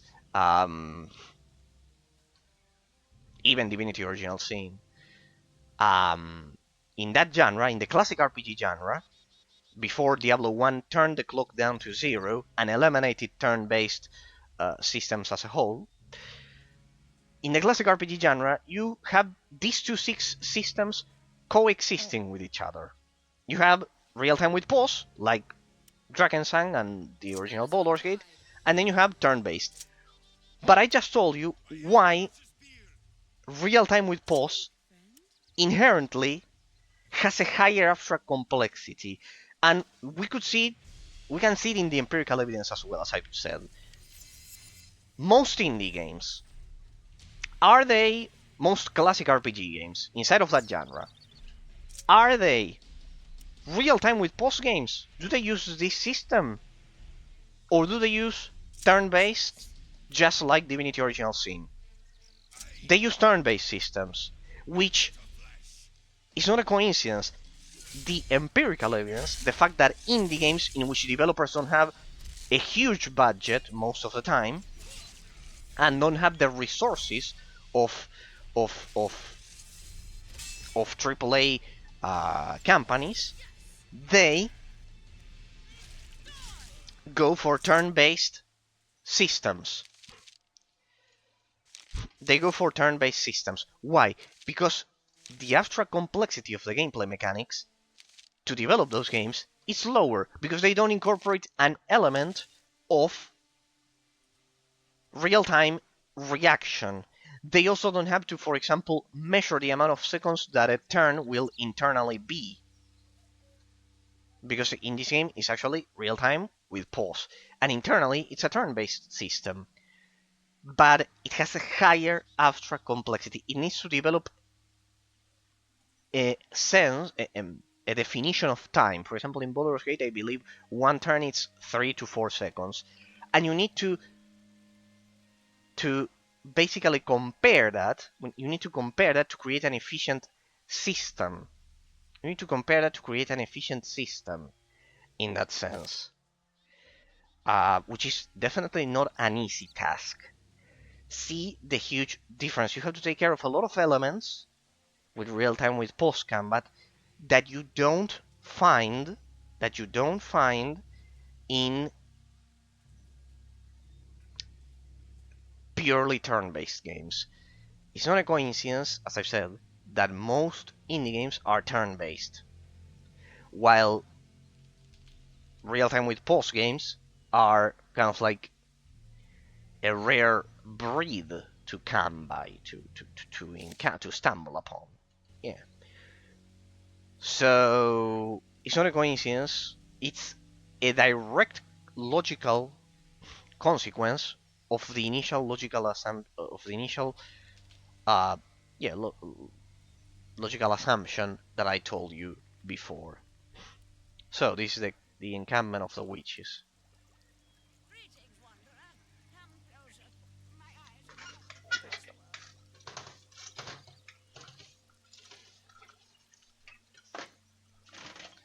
It's basically a direct deduction. Because the abstract complexity of creating a turn-based game is lower, most indie games are turn-based. Most classic RPG indie games are turn-based, not real-time with pause. That's the empirical evidence, as you can see. I mean, here, I'm a herbalist and I'm fully for treasure in the Mars, so you can call me Safra. I'd like to know something. Ah, it's a trainer, good. The witches. Yasmin, Albina, and more. I think you'll get along with Yasmin. She's a happy person and the picnic. Go cautiously with Abby if you want to win her trust. She has a heart of gold. But it beats strong and wild. You should think carefully before letting her seduce you. And Morla, well, she lives among other people at the Dark Forest Manor and knows well how to disguise her true nature. So you're not a witch. Why don't the priests like you witches? Did something happen? You're extremely naive, lad. You never listen to their sermons. Your god doesn't just want order. He considers all magic the greatest evil in the world. Without a Saturia. Oh yeah, you are. Alright, you are a witch. Do you ever really mean I purpose sufferer? However, you mean to walk like an elf among the treetops? Well, in my younger days, I was an outstanding broom rider, real go-getter. All the old days, things were still good back then. Ah,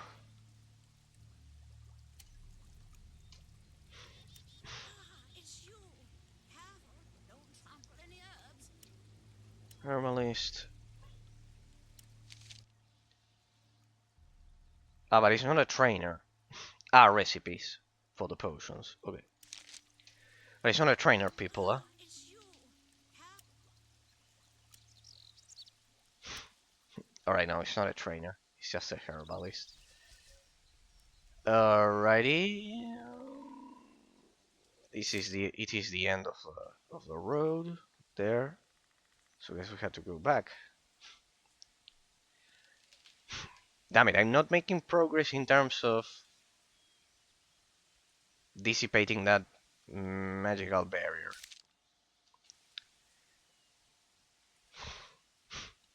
So well, in that sense, Drakensang follows under the category of being real-time with pause game, very similar to any classic BioWare game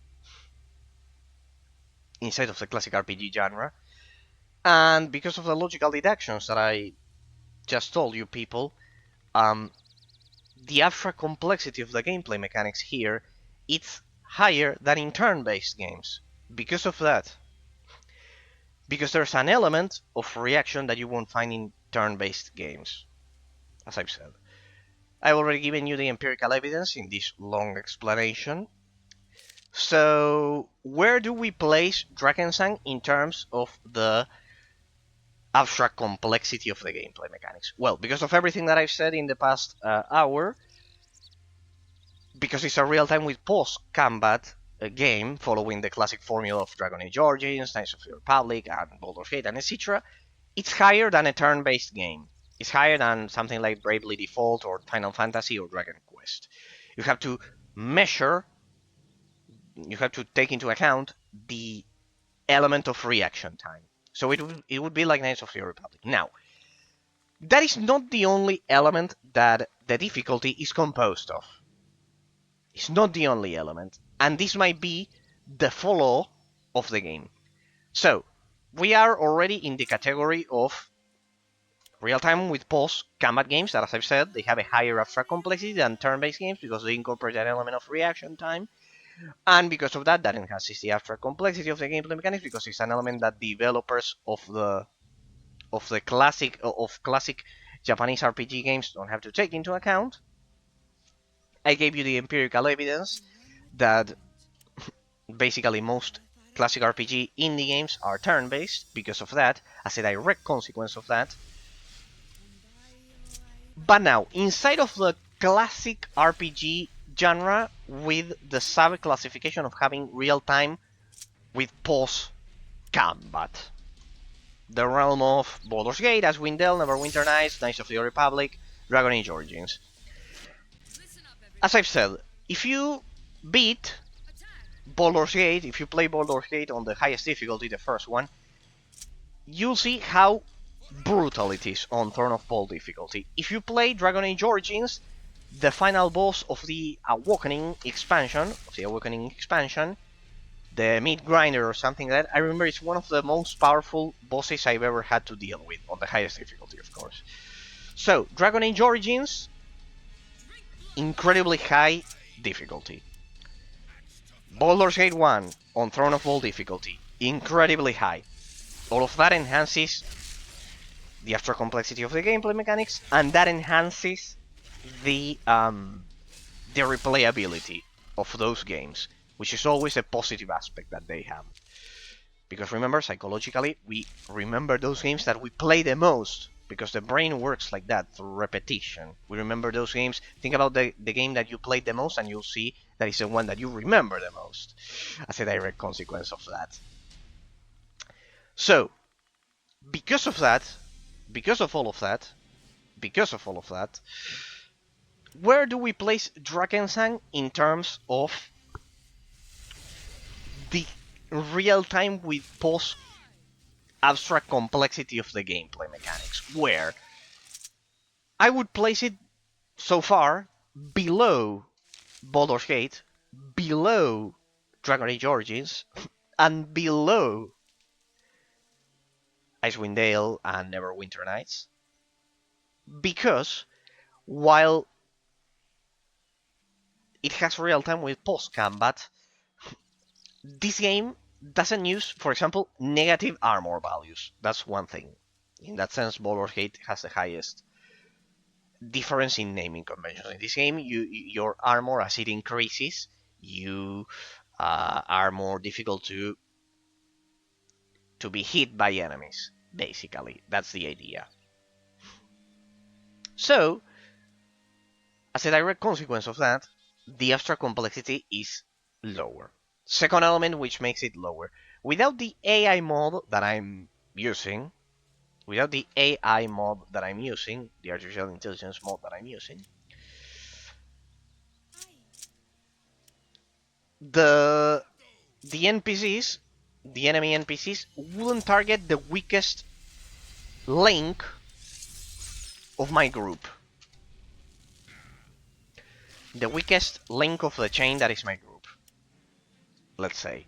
They wouldn't target Wendala, the character with the lowest amount of armor. Which is something that Baldur's Gate doesn't necessarily do.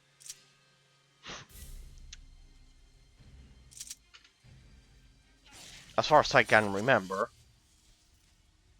it doesn't necessarily target your weakest link. But the thing is that the stat system in Baldur's Gate, it's so disadvantageous, so brutal. If you go up against any boss, any final boss in Baldur's Gate on Throne of Vault difficulty on the in the enhanced edition, you'll see how brutal the difficulty is, without a doubt. Lord Sion in Sion in Knights of the Republic, for example, it's also brutal if you don't know what you're doing. And he regenerates health. It's actually several boss fights in one. So we need to return and take the other path then. So the first thing that the first conclusion that I wanted to highlight in terms of the gameplay system as we explore the Dark Forest is that Drakensang is an excellent, the initial conclusion, is an excellent entry point for anyone who likes BioWare games.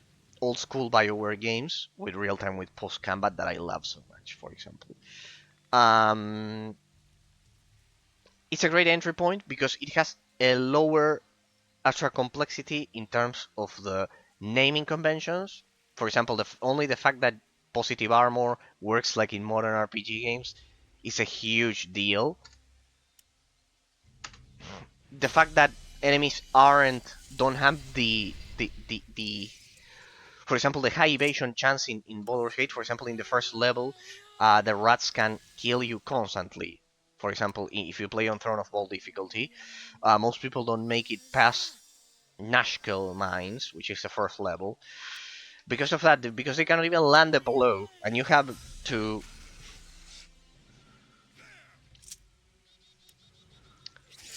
understand the whole magic system of the game before being efficient in combat. In Baldur's Gate, and in the first levels especially,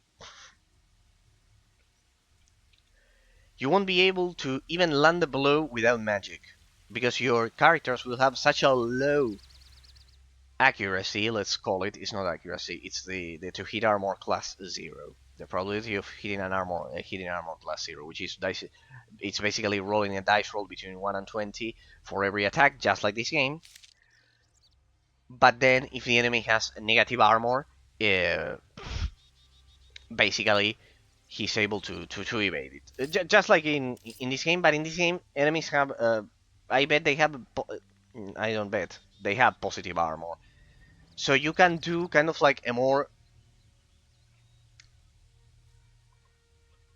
how do I put it? More logically common comparison. Like you see positive numbers, the more armor, the better. The more, the better, basically. In the case of Baldur's Gate, it's the other way around. For example, until I realized that the more negative my armor is, that's deducted from the possibility of that 1 to 20 dice roll hitting me, and because of that, it's more difficult for them to hit you. So it works like Dungeons and Dragons 3.5. So it's much complex. So in that sense, I highly recommend Drakensang as a first experience for those who are not familiar with the classic RPG genre. It's much more generous in terms of accuracy, as I've said, so I would place it below Baldur's Gate and Dragon Age Origins in terms of accuracy. In the case of Dragon Age Origins, it starts simple, like this one. It starts simple in the sense that your attacks will land and you'll understand why they land or not. But then Dragon Age Origins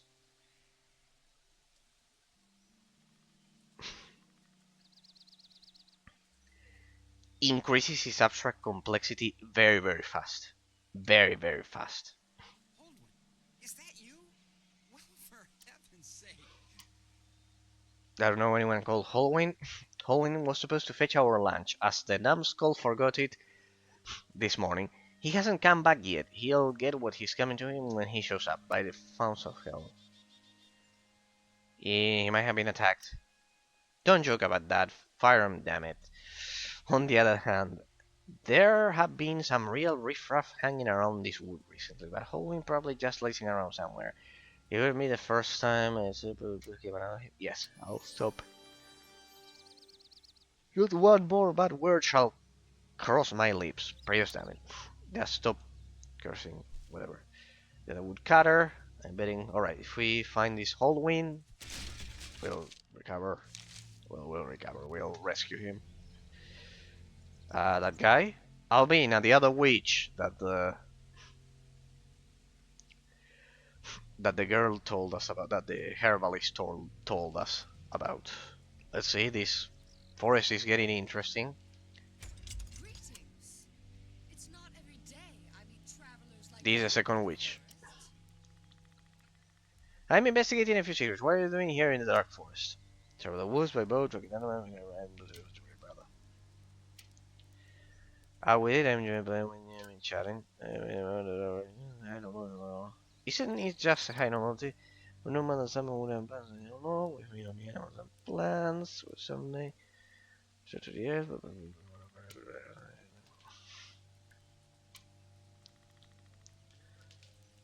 Of a dung,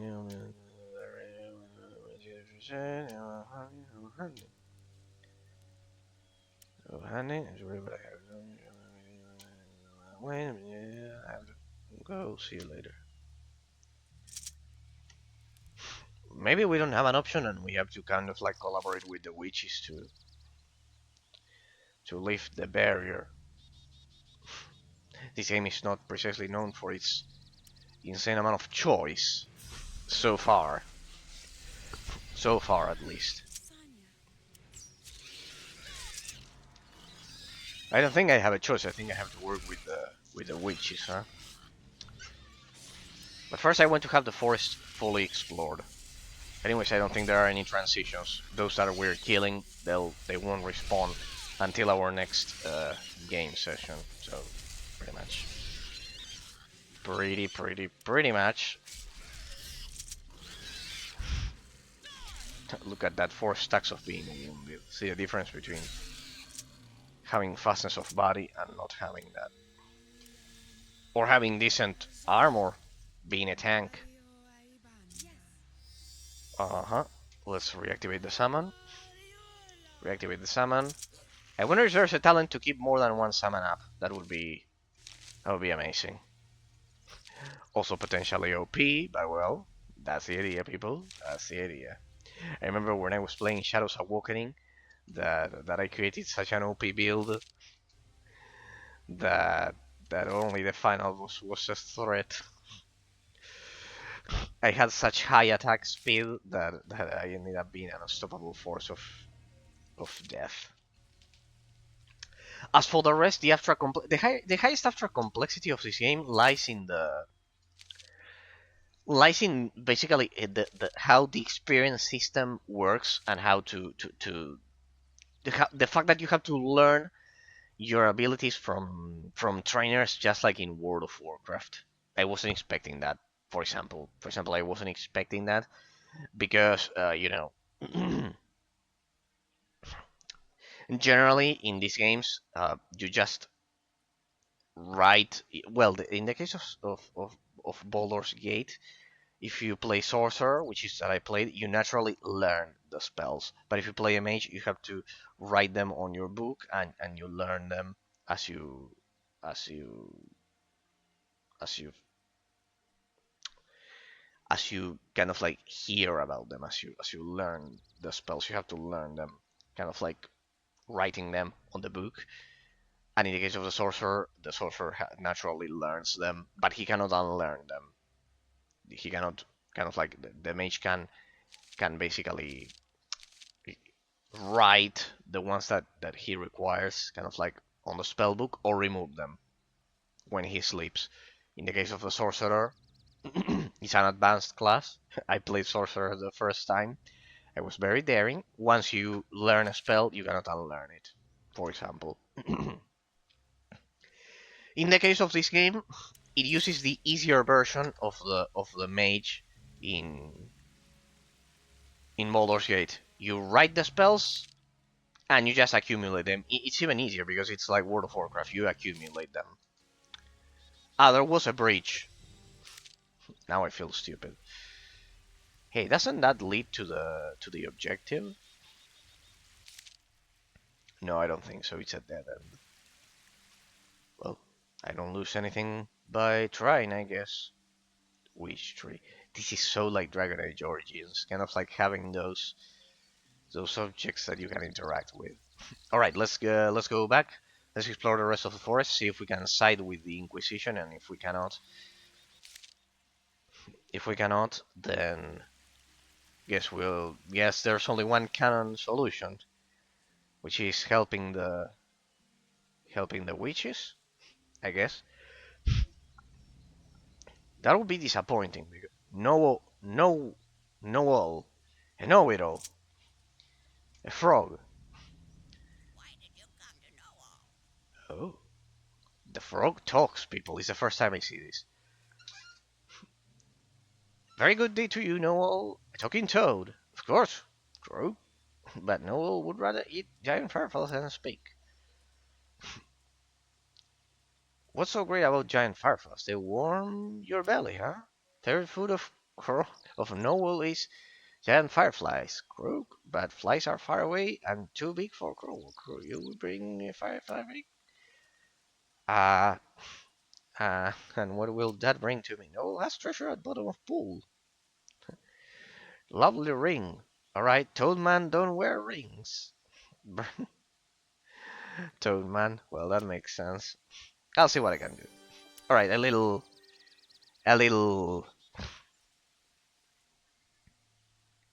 side quest. I killed a lot of fireflies in my way here. No all is looking for fun. Alright, we'll see what we can do. In the meantime, we can look for the Inquisitor. Troll Toad. Oh, careful, those poison you very easily. Not if you kill them this fast. Ah, not if you kill them this fast. That's the idea.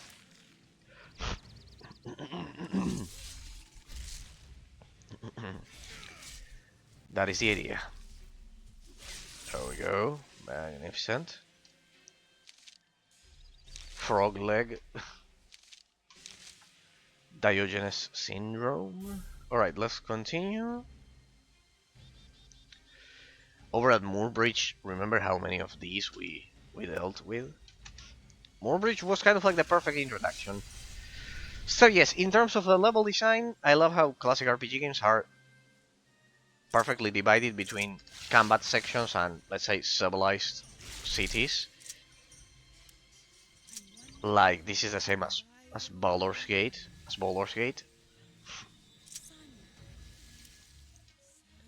Anyone else here? Another toad? There we go.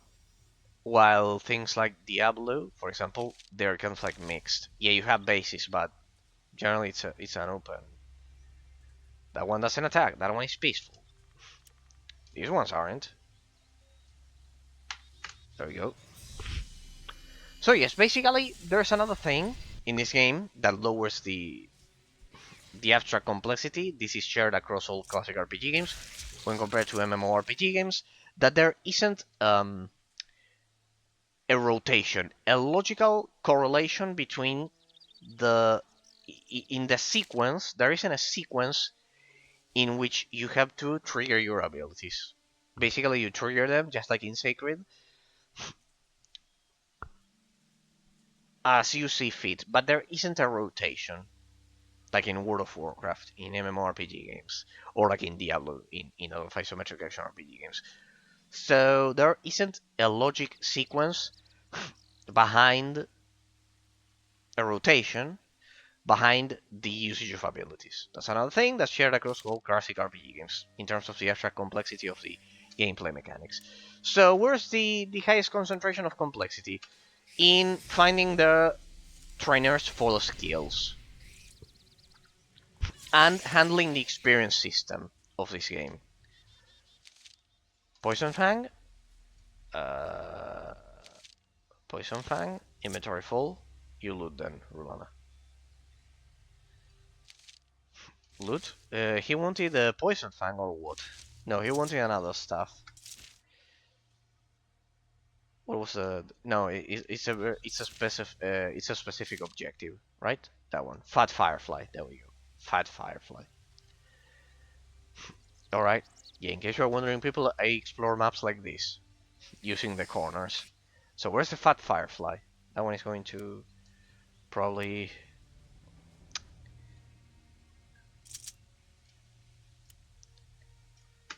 drop what we are looking for.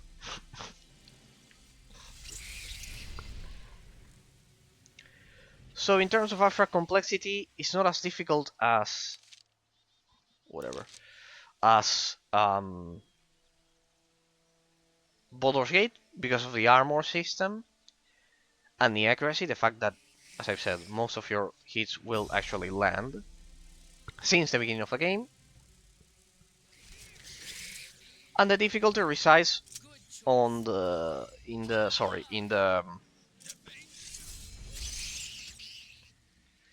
in actually learning the abilities, in being a hybrid system between. There it is, Fat Firefly. Let's do it. Listen up, everyone. Avenging. I know I can do this, and then go here, do this, and then do this. There we go. That should do it. So it's a hybrid system. It has a vivid influence. It was a one-hit kill, shit. It was a vivid. It has a vivid influence from World of Warcraft in that sense. So the fact that you have to learn abilities from trainers is directly inherited from the huge influence that World of Warcraft had. Remember the dates, people. World of Warcraft 2004, and this game was released in 2008. The influence of World of Warcraft was still huge.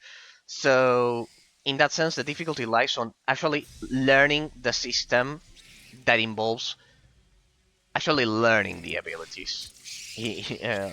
Which one could argue that in Baldur's Gate is the same, but no, it's not the same because while the mage does have to write the spells on the spellbook, a lot of other classes, for example, the fighters, uh, naturally learn the abilities. The sorcerer naturally learns the abilities. You don't have to find a specific NPC on the map to learn the ability. That is kind of like the influence of World of Warcraft on this game. So most of your early game gameplay mechanics are easier because, as I've said, attacks will land. If you play Baldur's Gate on Throne of All difficulty, most of your attacks, of your melee attacks, won't land at the beginning at all, which is highly unbalanced.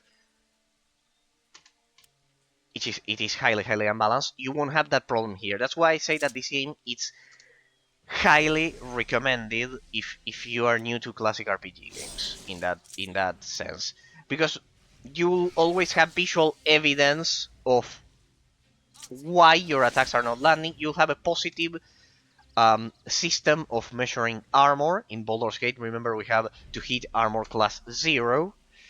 So the more negative the armor is, the more difficult it is for enemies to actually hit you. And overall, the stats of the initial mobs are much lower than in something like Baldur's Gate Throne of All difficulty.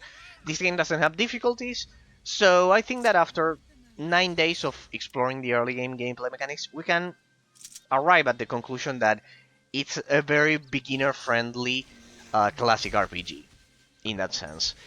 The naming conventions, as I've said, the armor values are all positive, so the higher the better, as we are used to in modern games, instead of the classic 3.5 Dungeons and Dragons rules, for example. And at the end of the day, you won't rely on magic to land your attacks in the early game gameplay portions of the game, which you actually need in Baldur's Gate on the highest difficulty. So, in that sense, I highly recommend it if you are new to classic RPG games. It's a much better option when compared to something like Divinity Original Sin. So, yes, basically, that's the idea, and it will give you a taste of classic real-time with post-combat system that, as I've said, is what you should learn first before any other um, turn-based game if you want to understand the legacy of Baldur's Gate, the legacy of uh, of the classic real-time with post-combat, the classic legacy of BioWare. In that sense, it's a great first entry. We'll do double healing to her, to Rolana. There we go. Also heal Forgrim. So I know it looks like we are lost in this forest, but that's not the case. We actually finished that quest. Let me continue down the river, see if we can do that. So yes, as I've said, a higher abstract complexity than turn-based games, but at the core, the gameplay mechanics are is much more beginner-friendly than Baldur's Gate. So I would highly recommend it. Highly recommend it because of those objective reasons that I told you previously. So good, people, good. Besides, the abilities are very self-explanatory. The only weird thing you might come across is the fact that you have to right-click to learn how to play this game on every ability, but it's much more intuitive than Baldur's Gate, if you think about it. It's much more intuitive than Baldur's Gate 1, in that sense.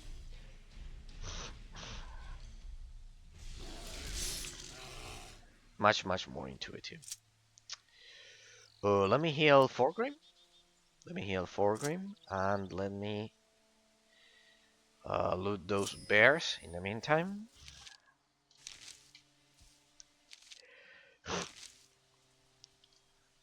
Very good.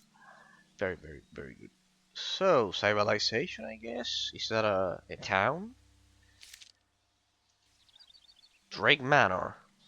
Alright, or whatever. Dark... Dark 4 Manor. Sorry, not Drake. Dark 4 Manor. So, we arrived at civilization here. I presume this is the main hub of this area. Dark Forest Manor. Good. Alright. The choice system is very, very... It's very limited in this game. If I had to point out a negative so far, the choice system is very, very limited. Like, you can barely choose to side with one or the other. For example, see how much I'm having to search to align myself with the Prios delegation instead of the witches, and I might think that we don't have a choice at this point. Let's see here. Let's see. So I told you, it's the best way of exploring the corners. Or I could have just followed the road, but that would have been funny. Let's see. Ah, civilization. Let's see. There we go. Alright, alright. What do we have here? Farmhouse, merchant. Alright, so this is the main hub.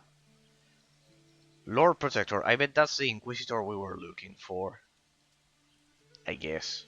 He seems to be the one in charge of this, so yeah, I need to remember that. Destroy that, please. There we go. Mousetrap, etc, etc, etc. Let's see if that's the Grand Inquisitor that we are looking for. Greetings, and welcome to my little home. Yes, when I managed a statue for the Baron. In the old days, the Barons used to rule the place themselves from the castle, but that was a long time ago. The current Baron lives in Furlong and hasn't been in this area for many years. All he cares about is the income from the forestry business. That's fine with me. Don't you like that? Got nothing to do with it, but a letter of for a pretty crazy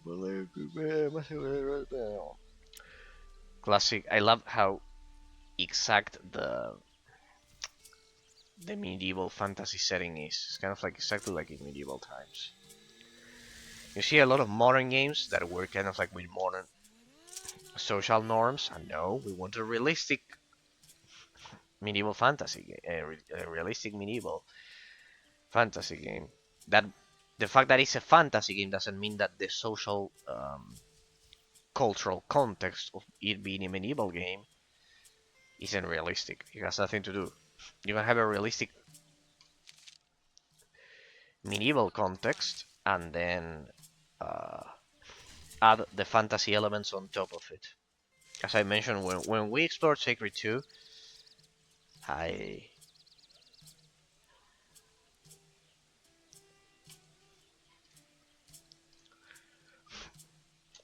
I went over that, for example. Devotee of Brain, the Grand Inquisitor doesn't seem to be here. What can I do for you? What are you doing here, Reverend? Oh, I'm in the Grand. Show me your wares. Healing potion, salve of healing, bandages. Ah, okay. Nothing for us in here. Morla? Weren't we looking for this? Greetings, I'm Morla. I'm Mola, May. How can I help you? The people here?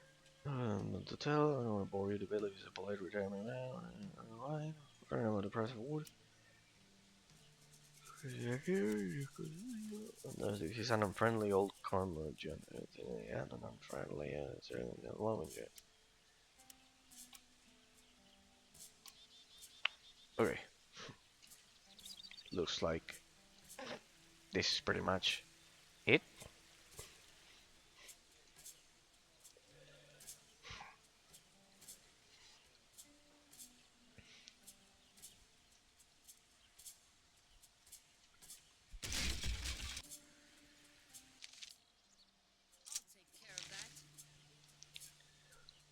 Pillage, loot, kill. Pillage, loot, kill. There we go. Arrows. Charcoal there. There we go. Well, let's explore the rest of the forest, people, and if we don't find the Grand Inquisitor, maybe we have to... I don't know.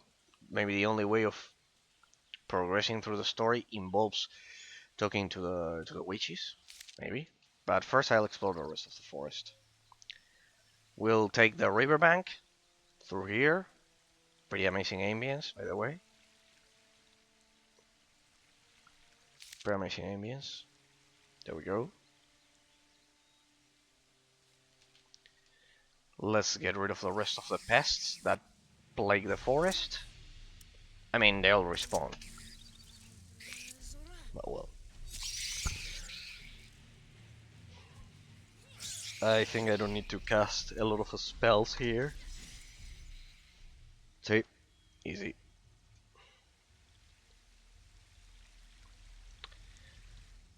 Alrighty. Pretty much. Oh well, today we analyzed the early game gameplay mechanics. Now we have a general idea of what we need to do, of how they work. Probably the worst part, as I said, is finding the trainers. It's like finding the specific NPC that will train your class and learning about your class, because the game has 20 classes. But they overlap with each other, so they're not 20 pure classes. Kind of like they overlap, and they share the abilities. For example, see, I share the Mighty Blow with the others.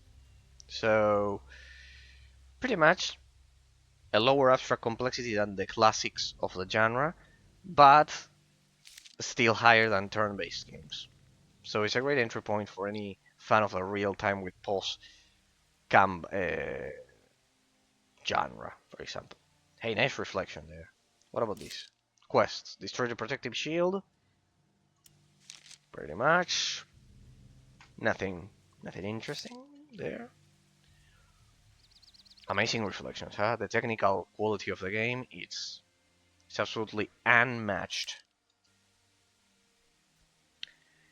It's absolutely unmatched in that sense. For 2008, this is kind of like a WoW 2.0, sorry, 2.0 style that I always appreciate. More brigands.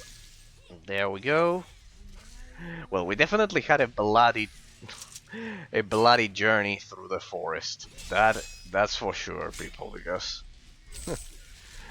because you know, we attacked the bandits right away. Hey, come on, let's trigger our abilities, people. We have abilities, let's use them. No, Lightning Fanya, no. No. Use Ignifox Burst of Flame. You attack this one and go for that one. Burn it. There we go. Burn him. Where's my salmon? They killed my salmon. There we go. Yeah, Moorbridge was definitely the ultimate test of my understanding of the gameplay mechanics. Well, Moorbridge and the boss. The mod is quite good, huh? Have we looted all of them? Yep. Now yes. Basically, once I got through Moorbridge and the first boss of the game, I understood the gameplay mechanics. But it's good that there's a psychological barrier erected just like with Secret 2 that if you don't beat Mother Radzinski, at least with the mod turned on, you don't. There's nothing you can do. There, you won't understand the gameplay mechanics. In that sense, it's much better. It's much better. Well, it's much better. It has a proper implementation of a learning curve to kind of like understand the gameplay mechanics, people. Alrighty. What else is there to see here in the forest? Huge. Hey, and through here, I am pretty sure I cannot access that. I got to the end of that zone. It was at a wall. Uh-huh.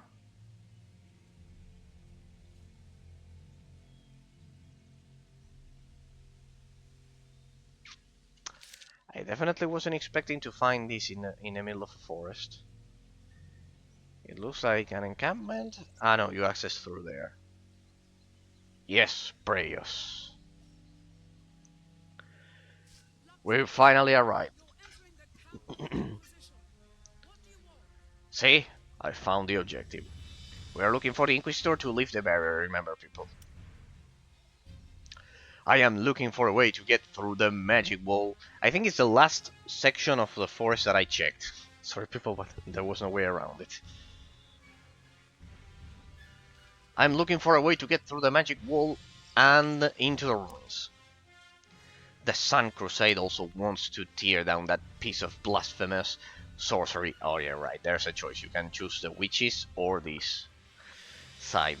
We're hunting and bringing to justice the witches who evoke these and other atrocities. Join us, Eraser, and this time we'll both accomplish our goals faster than we did in Ferdok, to Preyos' higher glory.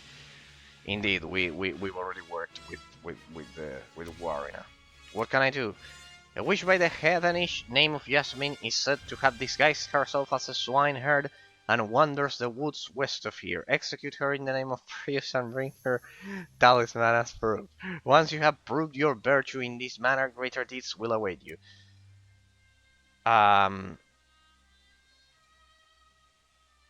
Alright, I'll do it if she really is a spawn of evil. No, I will spill no blood on the basis of this suspicion. That wish was no, but I want to see the Inquisitor.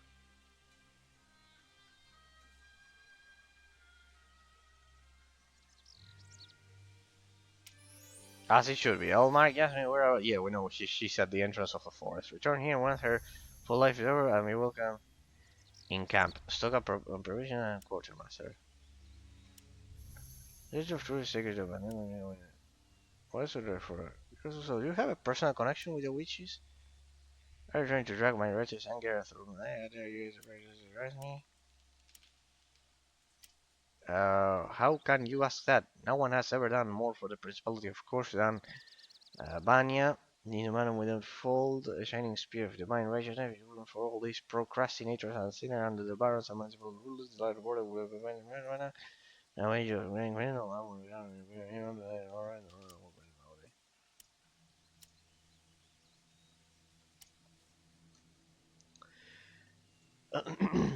rather dark belief for a disciple of a god of light. Yep. Well, dark beliefs. Is that the Inquisitor that we're looking for? Yeah, there you are. I want to lift the barrier. I only wanted to talk to him.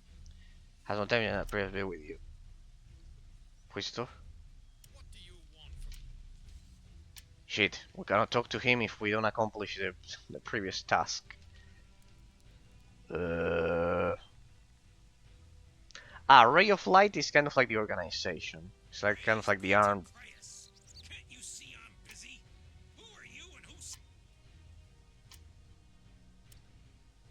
Oh, Freya.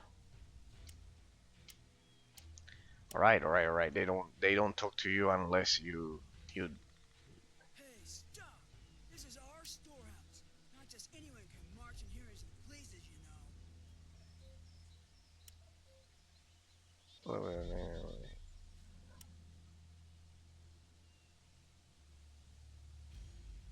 Where are the chickens in the Sun Crusade camp anyway?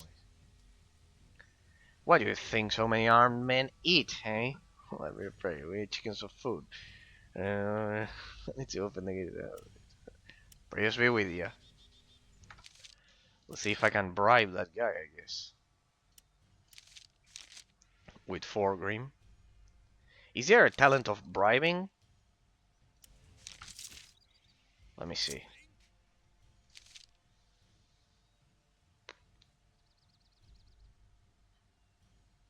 Nope. Hell, maybe it works. Hey, yeah. What is it?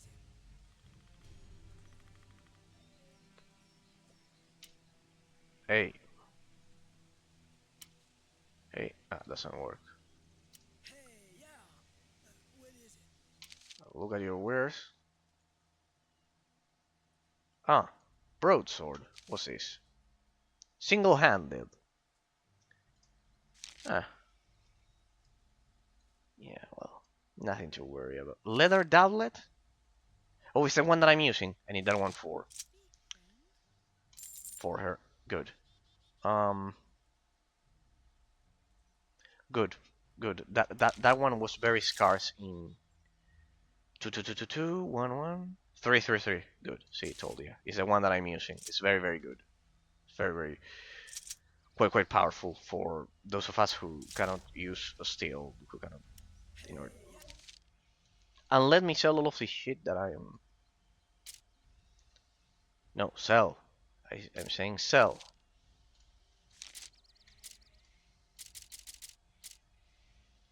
Sell that, right? Sell that. Thank you. Sell that. Sell that. Sell that. Sell that. Sell that. See how you'll see how much money we'll have after this. Sell that. Sell that. Sell that. Sell that. Sell. Sell. Sell. Sell. Sell. Club. Sell. Sell. Sell. Sell. Sell. Sell bare teeth. Right. Elmwood, sell. Frog leg, sell. Poison fang, sell. Roller boots. Pretty much the same. Alright. We need to craft those Tinobile arrows, those sacred arrows, eventually. Rana, the same. Sell. Sell. Sell. I don't care about crafting, people. Sorry. Sorry. I don't care about crafting. I don't give a flying shit about crafting in any game ever. Poison Fang. There we go. 4 Grim. We have a mace there. It's always good to have some equipment in case a new member is incorporated to the group, but nothing more than that. Short bow. Well, padded tunic. Well, good. 81 ducats. Hey, nice soundtrack. No offense, no offense. Let me. There we go. Alright, there we go. Okay, so this will be our base camp. I bet that if I don't deal with the witches, we won't be able to progress with the game, so we need to get to the entrance. We need to kill Yasmin. We need to give the stuff back to the frog. But first let me explore the rest. I don't want to have a huge dot on the map and explore like that.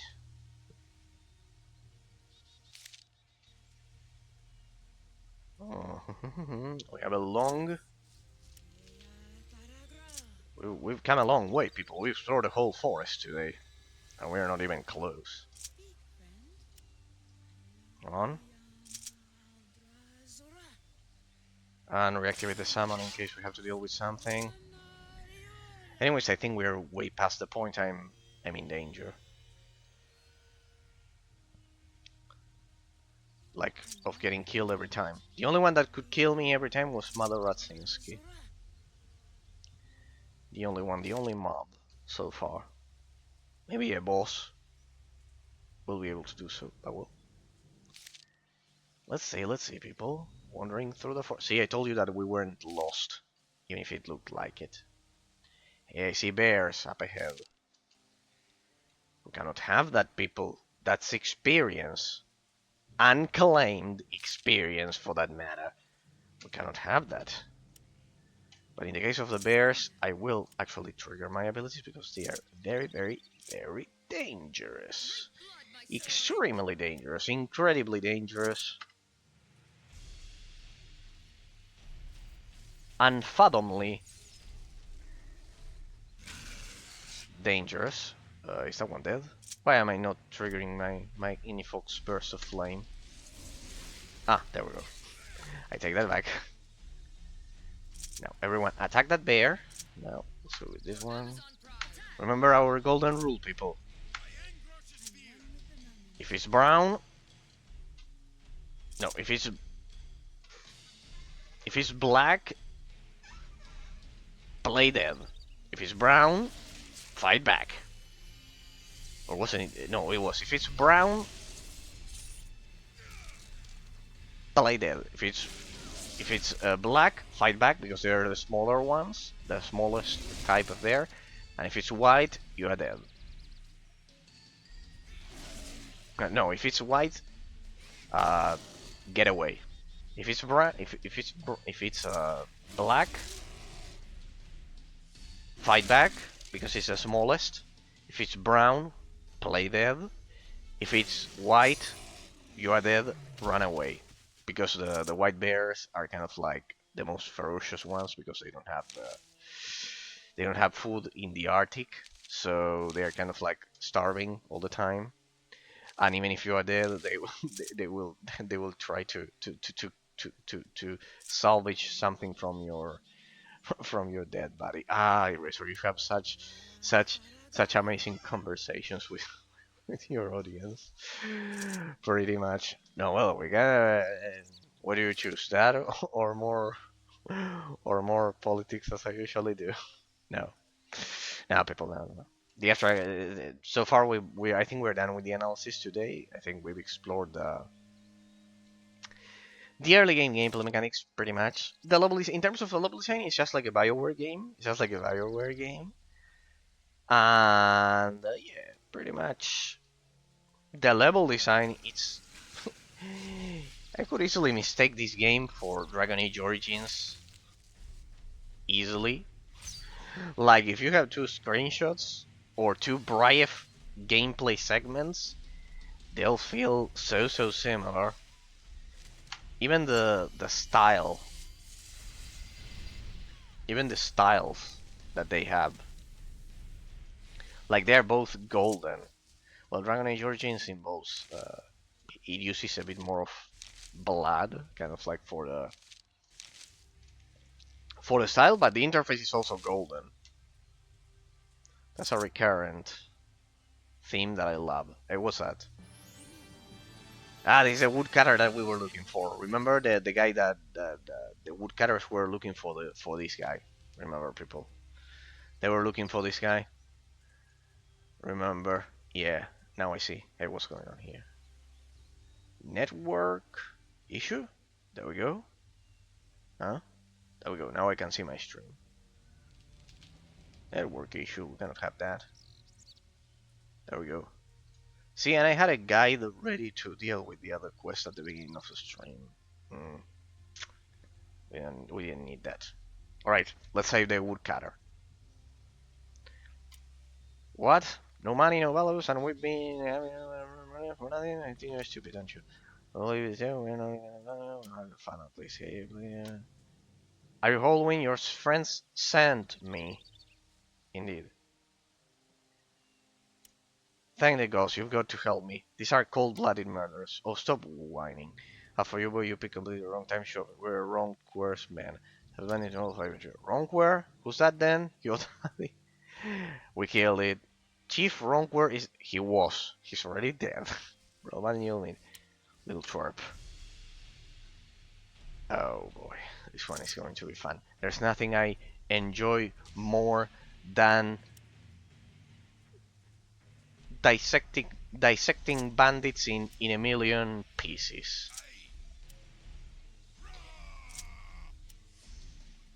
Ah, I bet that gives you an idea of what I would do to robbers and criminals in real life, people. But well, in that sense, if I were an authority, of course, if I were an authority. But yeah, the fact that we entered the forest, killing the bandit, both of the bandit leaders, I am deeply proud of it. They asked for it out of ammunition. Let me fix that. Yeah. There we go. We have plenty of arrows there. So you have to manually replenish the ammunition. That's not very convenient, but well, I've seen worse. Ignifox burst of flame here, and go for another blow there. If there's one thing I despise is bandits and criminals. I love it.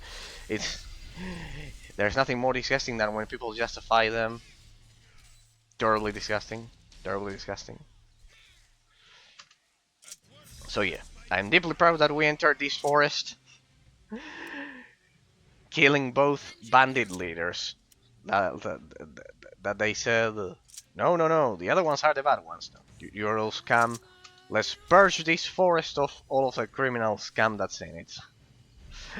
Pretty much. Alright, in terms of the abstract complexity of the gameplay mechanics, Drakensang, because of all of the arguments that I gave you in the past hour, people, due to the real-time with post-combat system, it's still higher than turn-based games, than purely turn-based games, but still it does, it's easier than something like Baldur's Gate or Dragon Age Origins. So it's a great entry point for anyone who wants to understand the classic RPG genre. Because you won't have to deal with negative armor like in Baldur's Gate, or the fact that most of your attacks miss. For example, you won't have to deal with that. These champs wanted everything I am. I'm gonna ask. They're Holwyn, right? The other woodcutters sent me. They were worried about you. Are you alright? Yes, I'm fine. That could have ended badly. My name's Holwyn, by the way. I'm one of the woodcutters. Your friends sent me. Really, they must be pretty hungry. I'll need to tend to my wounds at the manor first. Could you? Possibly. I believe there's a mistranslation here. Possibly. You possible take my cameras or possibly? Yeah. You can give me the food. I'll take it to your friends. We've already. Thank you. I'll make it to the manor. Okay, perfect. Another quest bites the dust. There we go. Let me reactivate my buffs, people. Let me reactivate them. There we go. Yeah, the fact that we trained against Mother Radzinski has helped me, has helped our cause greatly, because and now kind of like I have a very balanced group. I understand the abstract complexity of the gameplay mechanics, and pretty much the biggest difficulty is actually finding the trainers that actually teach you the abilities. In that sense, um, it's much more like World of Warcraft, if you think about it, people. So, we've explored the whole forest. Let's turn in our side quests. Guys. Let's turn them in. Shall we? So we can begin with the main story. So you actually have a choice. You can side with the witches or the Inquisition. Fireflies. Let's deal with them. A fat firefly, maybe. Anyways, they are only aggressive stance. Alright, perfect. It's 8:30. Okay. Alright. There we go. That was easy. Yeah, definitely our training has paid off. We are dominating the game now. But I always say this: it's absolutely majestic. It's absolutely incredible that this game. Yeah, right. I told you to attack them. Yeah, it's absolutely incredible that this game is just like Sacred 2 in the sense that it erects a psychological barrier that if the player doesn't get through it,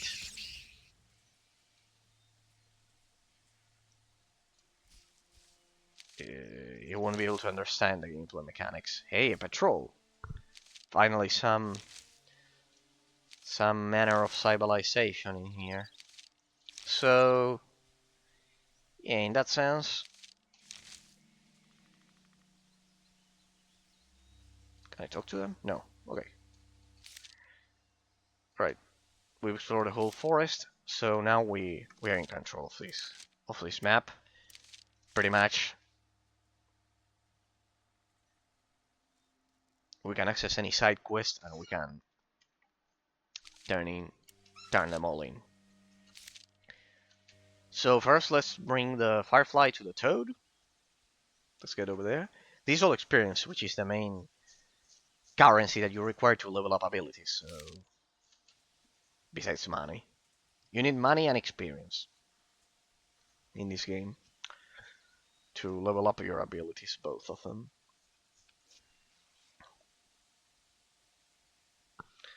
By the way, people, I am working on the Ultimate Nintendo 3DS Showcase. I'm still working on it. And definitely it will be on a whole other level. It'll be on a whole other level, people. What I'm preparing for, yeah. I think I'll prove my point that the 3DS is the best console ever. Ah well. We still have to wait for Shantae's Risky's Revolution. Damn it, limited run games kind of like delays all of the orders so much. Kind of like it takes forever for them to release them. Thank you very much. Yeah, whatever. It's currently eating giant perfect here. Well, we got a ring, right? Magic ring, not identify. Identify? Noel's ring. One agility, one dexterity. Ideal for our ranger. Ideal for our ranger because dexterity governs the disarming and agility. Oh well, whatever. It has pretty high dexterity, so it's a main stat. All right, that one's done. The woodcutters, straight line there. Let's turn that one in as well. Let's turn in that one as well. Let's do it. So yeah, pretty much I'll wait until Shantae Sushi's Revolution, but I have the my 3DS is kind of like it's beyond 400 games at this point, so we'll have to wait until the Ultimate 3DS Showcase, people, that I promised to you after the Ultimate PS Vita Showcase. We'll have to wait until the release of Shantae's Risky's Revolution, because without that one, it's not complete. Basically, technically it's not complete. And limited run games, they are extremely slow with their releases, and they delayed it for a second time. So yeah, let's start in this one. We pretty much conquered the forest. By now it took us almost 3 hours. I found Holwyn. He was injured in a bandit attack and is now recovering at the manor. Here's the food that he was bringing to you. Damn poor Holwyn, those bandits are getting more and more racing. I don't think so, we killed both leaders at the entrance of the forest. I can't imagine Robert Chief Humbert being behind this. I hope Holwyn pulls himself together quickly. Yep, these trees won't fell themselves. There we go, second one ready, and we only have the main quest, people. So now that we've explored the whole forest and we've dealt with basically with the side quests, we can get to the main quest, finally, people. But as I've said, the conclusion for today's metaphysical analysis, as I've said, after reverse engineering our mental perception and trying to find metaphysical reality, people, um, the objective conclusion is that real-time with post games have a much higher abstract complexity of the gameplay mechanics because of what I mentioned at the beginning. Because real-time with post combat systems, in contrast to turn-based games like Dragon Quest or I don't know, Final Fantasy, they incorporate an element of reaction time. If you compare something like Divinity Original Sin with Baldur's Gate 1, Neverwinter Nights, Knights of the Republic, or even Drakensang, for that matter, the abstract complexity of the gameplay mechanics is much higher in classic RPG games with real time with post combat. It doesn't have to do with our mental perception of it, people. It has to do with the objective metaphysical facts that we can deduce from metaphysical entities in reality, basically. As I've said, let's go over the conclusion once again. Real time with post games, classic RPG games with real time with post combat systems, incorporate an element of reaction time, that you have to react appropriately, even if internally they are turn based. But you have to react appropriately, even if you can pause the game. Because of that, the abstract complexity of the gameplay mechanics is higher, it's inherently higher, and because of that, that enhances replayability. Why? Because it enhances difficulty. It enhances difficulty. As I've said at the beginning, people of the metaphysically realist analysis. The second, the abstract complexity of the gameplay mechanics is higher, you enhance replayability, and psychologically our brain works like that. We remember. Think about the last game that your favorite, the last game that you played, or the last several games that you played. Which games do you remember the most? Those that you play a lot, or that those that have a lot of replayability, or those that don't? You will remember the most games that have a lot of replayability. That's why replayability by itself it's an inherently positive element in any metaphysically objective analysis. That's the problem that most game reviewers they unknowingly they perform something called metaphysically relativist analysis. As I always tell you, people, they are subjective. Why? Because they put the focus of the analysis on the subject rather than the object of the analysis. It's the opposite of what I do here. I derive facts from metaphysical reality, ignoring my mental perception as much as I can. That's the difference. And that's why we can reach objective conclusions. That's the idea. I changed my mind. You'll soon have the Prior's wine in your possession. Than which is I am the Inquisition convinced me that I would be better off working with them than which is like you. I changed my mind. You will soon have the Prior's wine in your possession. What are you doing here? All right, we have to pick a side: the witches or the delegation from Ferdok. I'll choose the delegation from Ferdok, and that's the component of choice that the game has. This is directly inherited from the classic um, BioWare system. Baldur's Gate, Neverwinter, the Legacy of Baldur's Gate, Neverwinter Nights, Icewind Dale, Knights of the Republic, and Dragon Age Origins. What will you commit to do? Then pray to judge the King of the Gods will judge your blasphemy on the next world dive. I have to get into the Blood Mountain ruins. The Inquisition promised me to help me do that. That's just the way things are. Wait, the witches can also get past the magic barrier. Our magic is strong. Uh, no kidding. How would that work? If you will renounce the prayers and help us, the daughters of Santuary will help you. Yeah, we don't have any. As I've said, people, a lot of a modern saying that we have nowadays is doubt everything. Like in Assassin's Creed, Assassin's Creed, for example, is directly based off of that. It's the epitome of relativism that I talk to you so much about, people. Doubt everything. Doubt everything. That's actually a reversion of Platonic to a worse version of Platonic logic when compared to Aristotelian logic.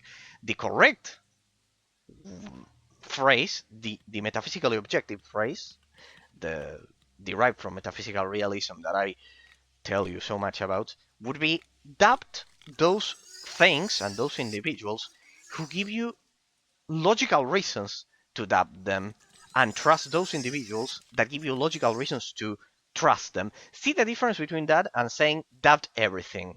That's pretty much the premise of Immanuel Kant and relativism. Realism, metaphysical realism, is the other one, is the Aristotelian one. And in this case, the witches of the forest have not. They try to poison a well. They don't give me any logical reasons to trust them. See why it's not something like nowadays.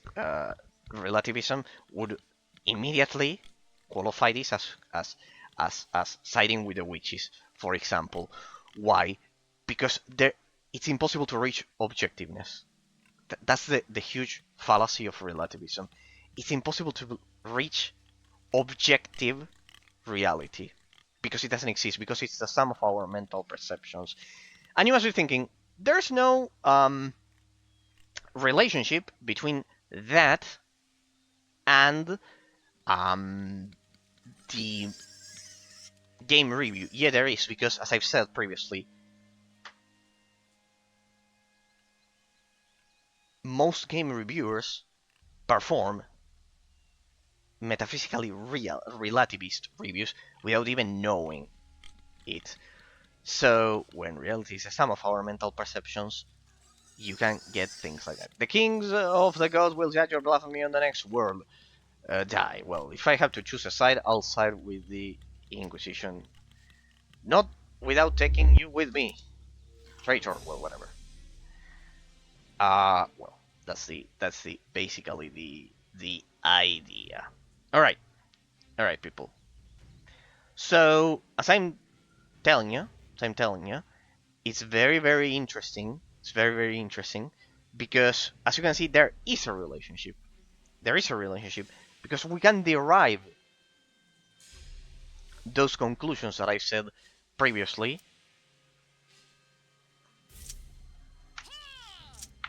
that will lead to an objective conclusion. That's the idea. To reach an objective conclusion. There we go. Why is everything red? Yeah, I think I should bother a bit more in terms of my spells. Let me activate this. Let me activate this.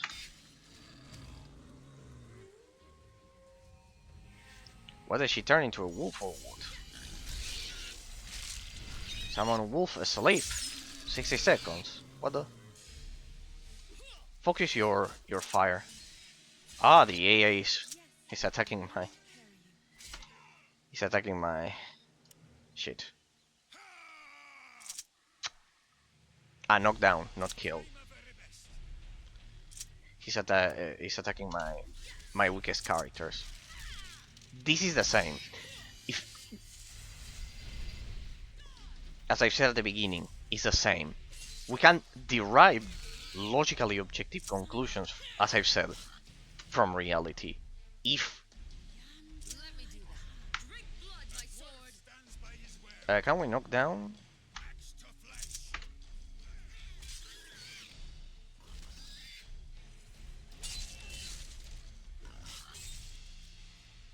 There we go. Ah, right, it's not dead. Alright, bell scraps. Yes means old skull received. Maybe now we can talk to the Inquisitor and deal with that. Besides, have you noticed that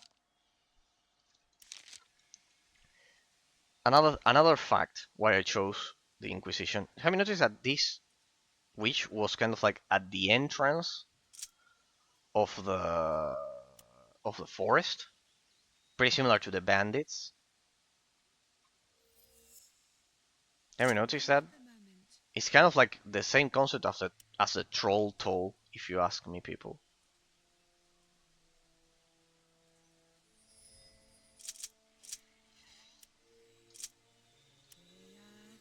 Same way down. Very good.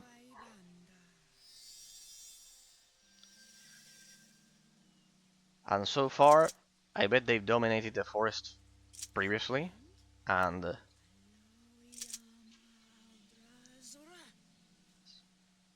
savages and bandits roam free. So yeah, pretty much. Pretty much. So yeah, pretty much I'd rather choose the side of civilization in this case. Alright, people. In terms of the conclusions of the analysis for today, of the metaphysically objective analysis for today, a higher abstract complexity than turn-based games, as I've said, derived from, as I've said, from reality and logic, which are that turn-based games, in order to produce them, since they don't have the abstract complexity of the gameplay mechanics of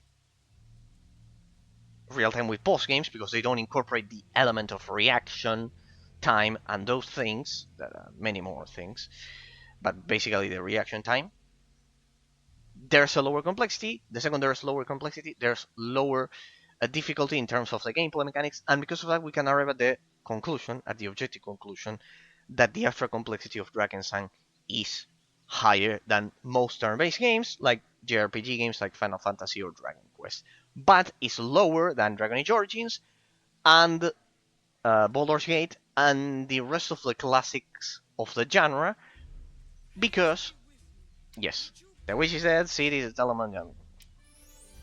You're courageous and your heart is in the right place. Grand Inquisitor Dabaña and waits your presence.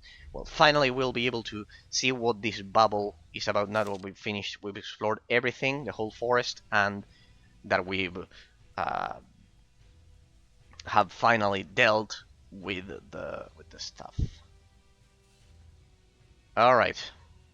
Now I see that the rest of the witches were behind it. I can see. Alrighty. Having aim. Continue. Grand Inquisitor. Her Grace Varina Sanjoy sent me. She told me the Grand Inquisitor would help me in my search. Don't take offense at my bodyguard's direct manner. They are my most loyal warriors, and they take their duties and honor very seriously. But now, to us. Eraser, didn't you? I tell you, you should stay out of this matter. Yeah, remember in the first part of the story quest, we talked to him. Well, no matter. Varina Sanjoy has spoken the truth. In this case, the Holy Inquisition will help you in your tasks, my child. But tell me, what do you need from me? The Hesindo Temple in Fedok has sent me on a mission to retrieve the Book of the Serpent from the Blood Mountain ruins. I know what you are talking about. The book was lost for many years. Truly a godly task, and I assume you will need the help of the Holy of Holies in order to break through the barrier. I'll help you to help yourself, Eraser. This prescriptive shield is sorcery. Prius has given us the task of finding these heretics and consigning them to cleansing the fire. Then the magical barrier around the castle will fall, and we are prepared to face the terrible witch idols they want to summon there. I've also feared something like that happening. It's good that action is finally being taken, Your Eminence. So could I help to rid the forest of witches and complete my task? Your Eminence. So I'm supposed to do dirty work for you. Thought all of this very nicely. Very great help. For now, we'll play along, I guess.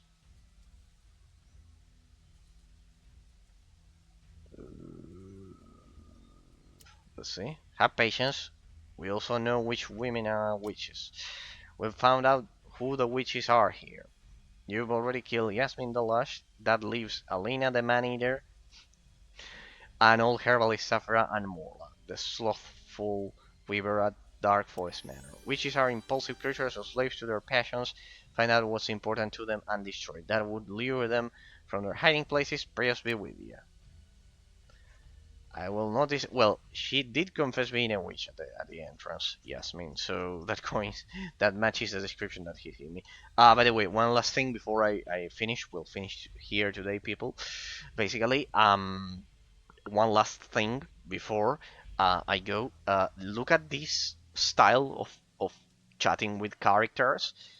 Basically, this is ripped straight from Oblivion, from the Elder Scrolls, right? So yeah, they went for that style instead of WoW's style or Baldur's Gate, or for example in Knights of the Republic, which the Bioware style. This is the Bethesda style, so we can see another small influence there.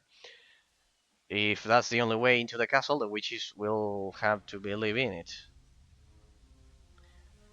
There's no point in saying that. I'll not disappoint you, Your Eminence. Very well. Okay, people. Okay. We'll read the dialogue again next time, I guess. No, let's. Yeah, we'll read the dialogue again because otherwise people are watching this as a YouTube bot in the future won't have any idea of what we are doing here. Of what we are doing here. So we've explored the whole forest, and I know. Well, we can. It's still a bit early. We can. I can go on a bit more. We can deal with the witches now that we know where they are. Ah, now it doesn't tell you where to find them. I know where to find them because I've explored the forest. That's the idea. All right. You would make any simple ray of light before you settle on your witch hunt. I've got a piece of. All right, Bandrick. Bandrick, you say? Good.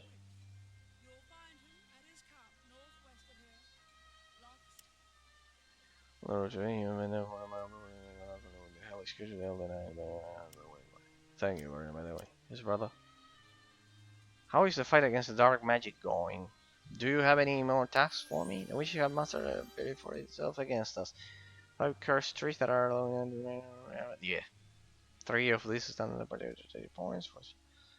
Alright, we have another quest here. Cursed trees, prayers be with you. There we go. Alright, let's do it. So now we can interact with the trees. Which tree, but no, I want you to find the man-eater witch because it's not marked on the map, but I know where she is. She was right over there. More or less at the entrance, could it be? Damn it, now how am I supposed to find her? Oh well, whatever. Let's keep killing as we find her. Hey, they're respawning, eh? That's a very interesting element because they respawn. They respawn kind of like the respawn system of the game is directly tied to the experience system that we have. So it's very important to pay attention to it because it's a different a game that allows the player to battle respawn mobs will still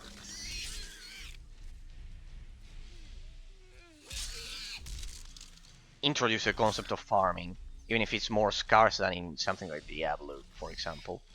Hey, what's that? Wounds. Yeah, I remember that, those wild boars. Come on.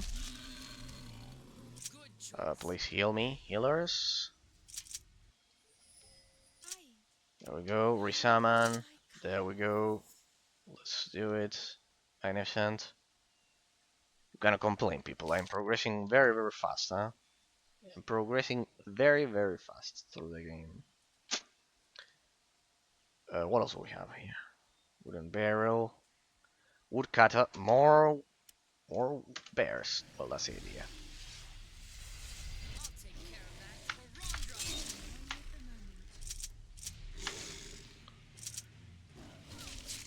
There we go. all is experience, people. All of this is experience. That's the idea. Amazon Pride. There we go.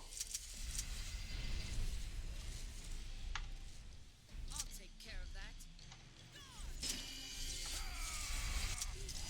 Yeah, it's more effective to fight like this, huh? This game is perfectly paced, so you can actually not even pause it. For Amazon Pride. Can you knock down the bear? No, I don't think so. He will knock down. Dying! Oh boy, careful. Careful, careful, careful, careful. What's the meaning of this? We need to take this fight seriously, huh? Good choice. Where's my salmon? My salmon disappeared. Go for salmon. Ah, because they are not. Shit, they are hitting like a truck. These bears. Oh no, not Wendala. Damn it. I need that thing. Ah, because they are careful because they are ghost. They are ghost bears. Go ahead. Let me do that. See that they are going for my weakest link. I need to get rid of that bear right now. Kill it, no matter what. Everyone. Go ahead. Magnificent.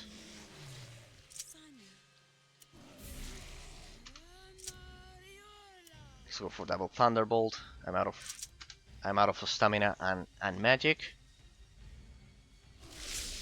Damn it. Is it me or it has an area of effect knockdown? Faint. Avenging Kirkham. Better than nothing. You get out of there. Get out of there immediately. Wendala. Go ahead. It was a very tough fight, huh? You shouldn't underestimate those bears. Again. So for lightning fine, yeah.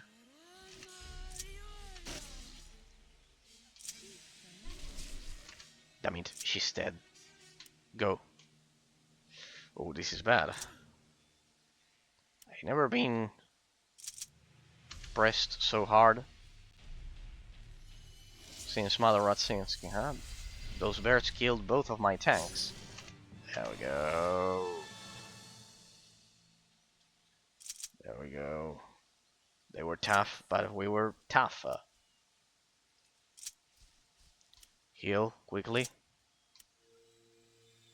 Reactivate the spells. Here we go. I'll take care of that. What failed? Ah, nothing. They are both cured. Yeah, I love how having mages is with you. It's always kind of like so convenient. But in this game, the classes overlap, right? You can be a mage and you can be a rogue at the same time. Well, it happens in Knights of the Old Republic and Baldur's Gate as well, huh? It does happen. So yeah, good. Those bears are very, very tough, especially the spirit bears because they have extra evasion chance. Good.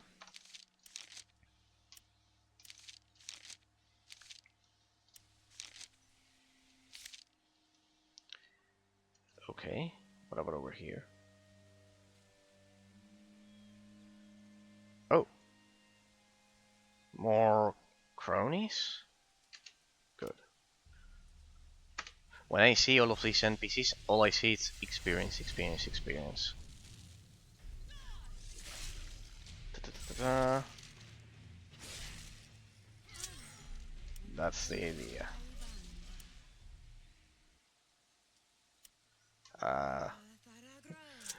It skipped the animation there. And they also drop gold, right? Yeah, a bit of one farthing, it's nothing at all. Wasn't the witch over here? Am I crazy? Was it over here? No, here's the previous devotee Berndrick. No, she was more... They're surrounding that zone, if I remember correctly. Let me find it so we can leave that ready for next time. Oh well, see if we can find her. Alright people, so hope you enjoyed today's review, today's metaphysical analysis, with the conclusions of the abstract complexity of the gameplay mechanics and the real-time with post-combat, and the comparison with turn-based games. Hope it was enjoyable for you. Hope you enjoyed our playthrough. Hope you're enjoying the game. Hope you're enjoying Drakensang. And let me guess, lock chest, trap trigger. Yeah, this is why we need it. We definitely need a rogue or something like that. We need to learn how to pick locks. Combat? Where? A boar. Ah, a pack of boars. Damn, it looks like they respawn here, huh? In this forest. Listen up, everyone. Broken limb. It's been a while. It's been a while. In the previous stream when we fought against Mother Radzinski, we had that one. Amazon Pride. It feels like an eternity, people. Listen up, everyone. There we go. Ah, there we go. Perfect. Ray of light. We would be fighting these guys. Had we sided with the witches, I guess. She pretty much.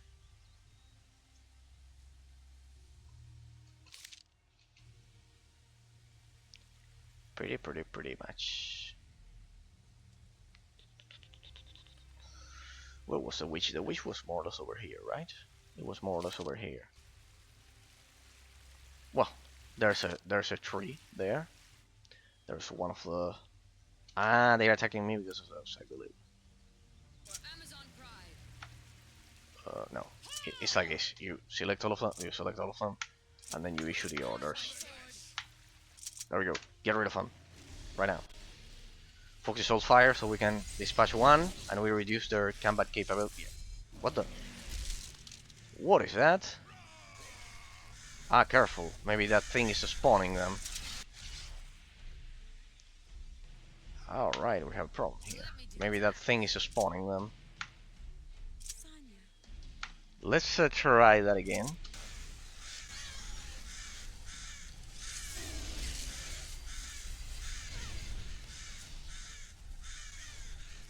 Oh, come on.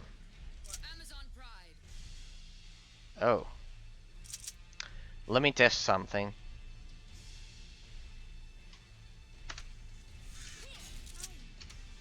There we go. Lightning Fania on the bear. Let's go with Plum Bombarm. We'll need to take this fight seriously. Let me do this. Not like I've been taking the rest of fights. Like... Not seriously, but still. I haven't been applying debuffs. That's the idea. Get out of there. Regroup. Regroup. On me. Regroup. There we go. Good. Plum Bombarm. That will reduce the damage that the bear can potentially deal to me. Magnificent. I mean, to all of the party. For Rondra. You stay back here and keep attacking. There we go. And the salmon will take the damage of that shit. Shit, Rulana. I'm out of astral energy. Careful, this is a pretty tough... It's a much tougher fight than what I initially thought.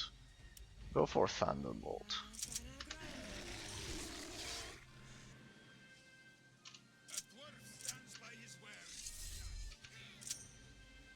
Kill the salmon, so it's definitely dealing damage.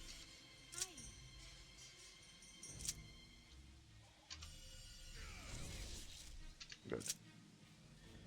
I have fastness of body up, right? Good. if that's the case. Thunderbolt. Go, go. We almost have it. Wait. Oh, go for that, but you... No. Resummon. Lightning Fania on the tree, and we refresh our attacks. Go. Go ahead. He's dealing periodic damage. Alright, now's the moment. Rain of Arrows. Mighty Blow. Double Mighty Blow. Let's do it. Damn it, Rolana. Well, no, keep going. Keep going, keep going, keep going. Come on, we're gonna make it.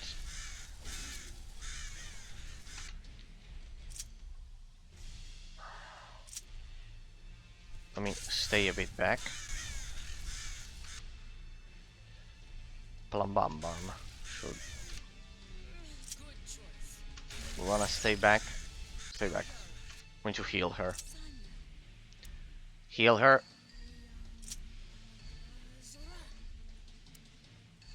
Thunderbolt. I think we're done. No, we wanna stay here. Stay here. Good. Nicely done. Very, very good. That was a tough fight. Well, it could have been much worse. Could have been much worse, but it's not kind of like completely easy. I mean, I should have applied debuffs to these spirits, but still. Mother Radzinski beats all of them.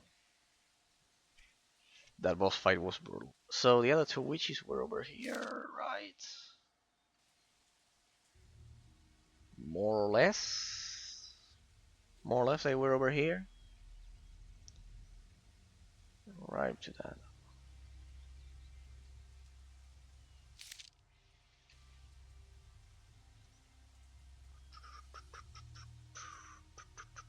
I see another tree spirit there. That indicates that... Ah, good. I could get through that barrier. Let me save, because these bears are quite tough. So yeah. Oh, we're not at full health. Careful. What are you doing? We're not at full health. What's the meaning of this?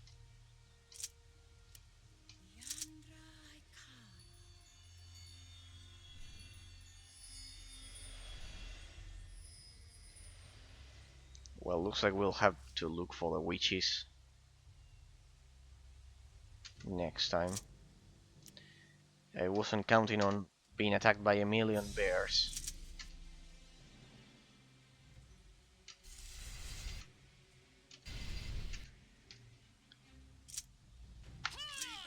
We got a lot of experience today, huh? That's the important thing. Let's go.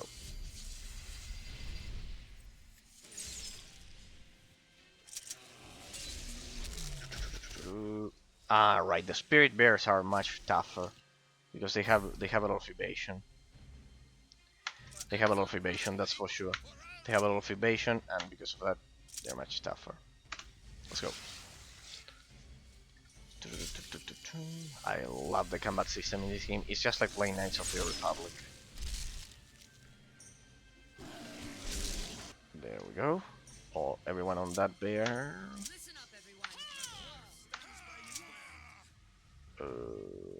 You ran out of stamina, but you still have magic. Yeah, I'm not spending the astral energy. I'm not making use of the astral energy of that of Gwendala. Very good. Let's fix that. It's a very effective class, huh? It's a very effective class. Ranger class.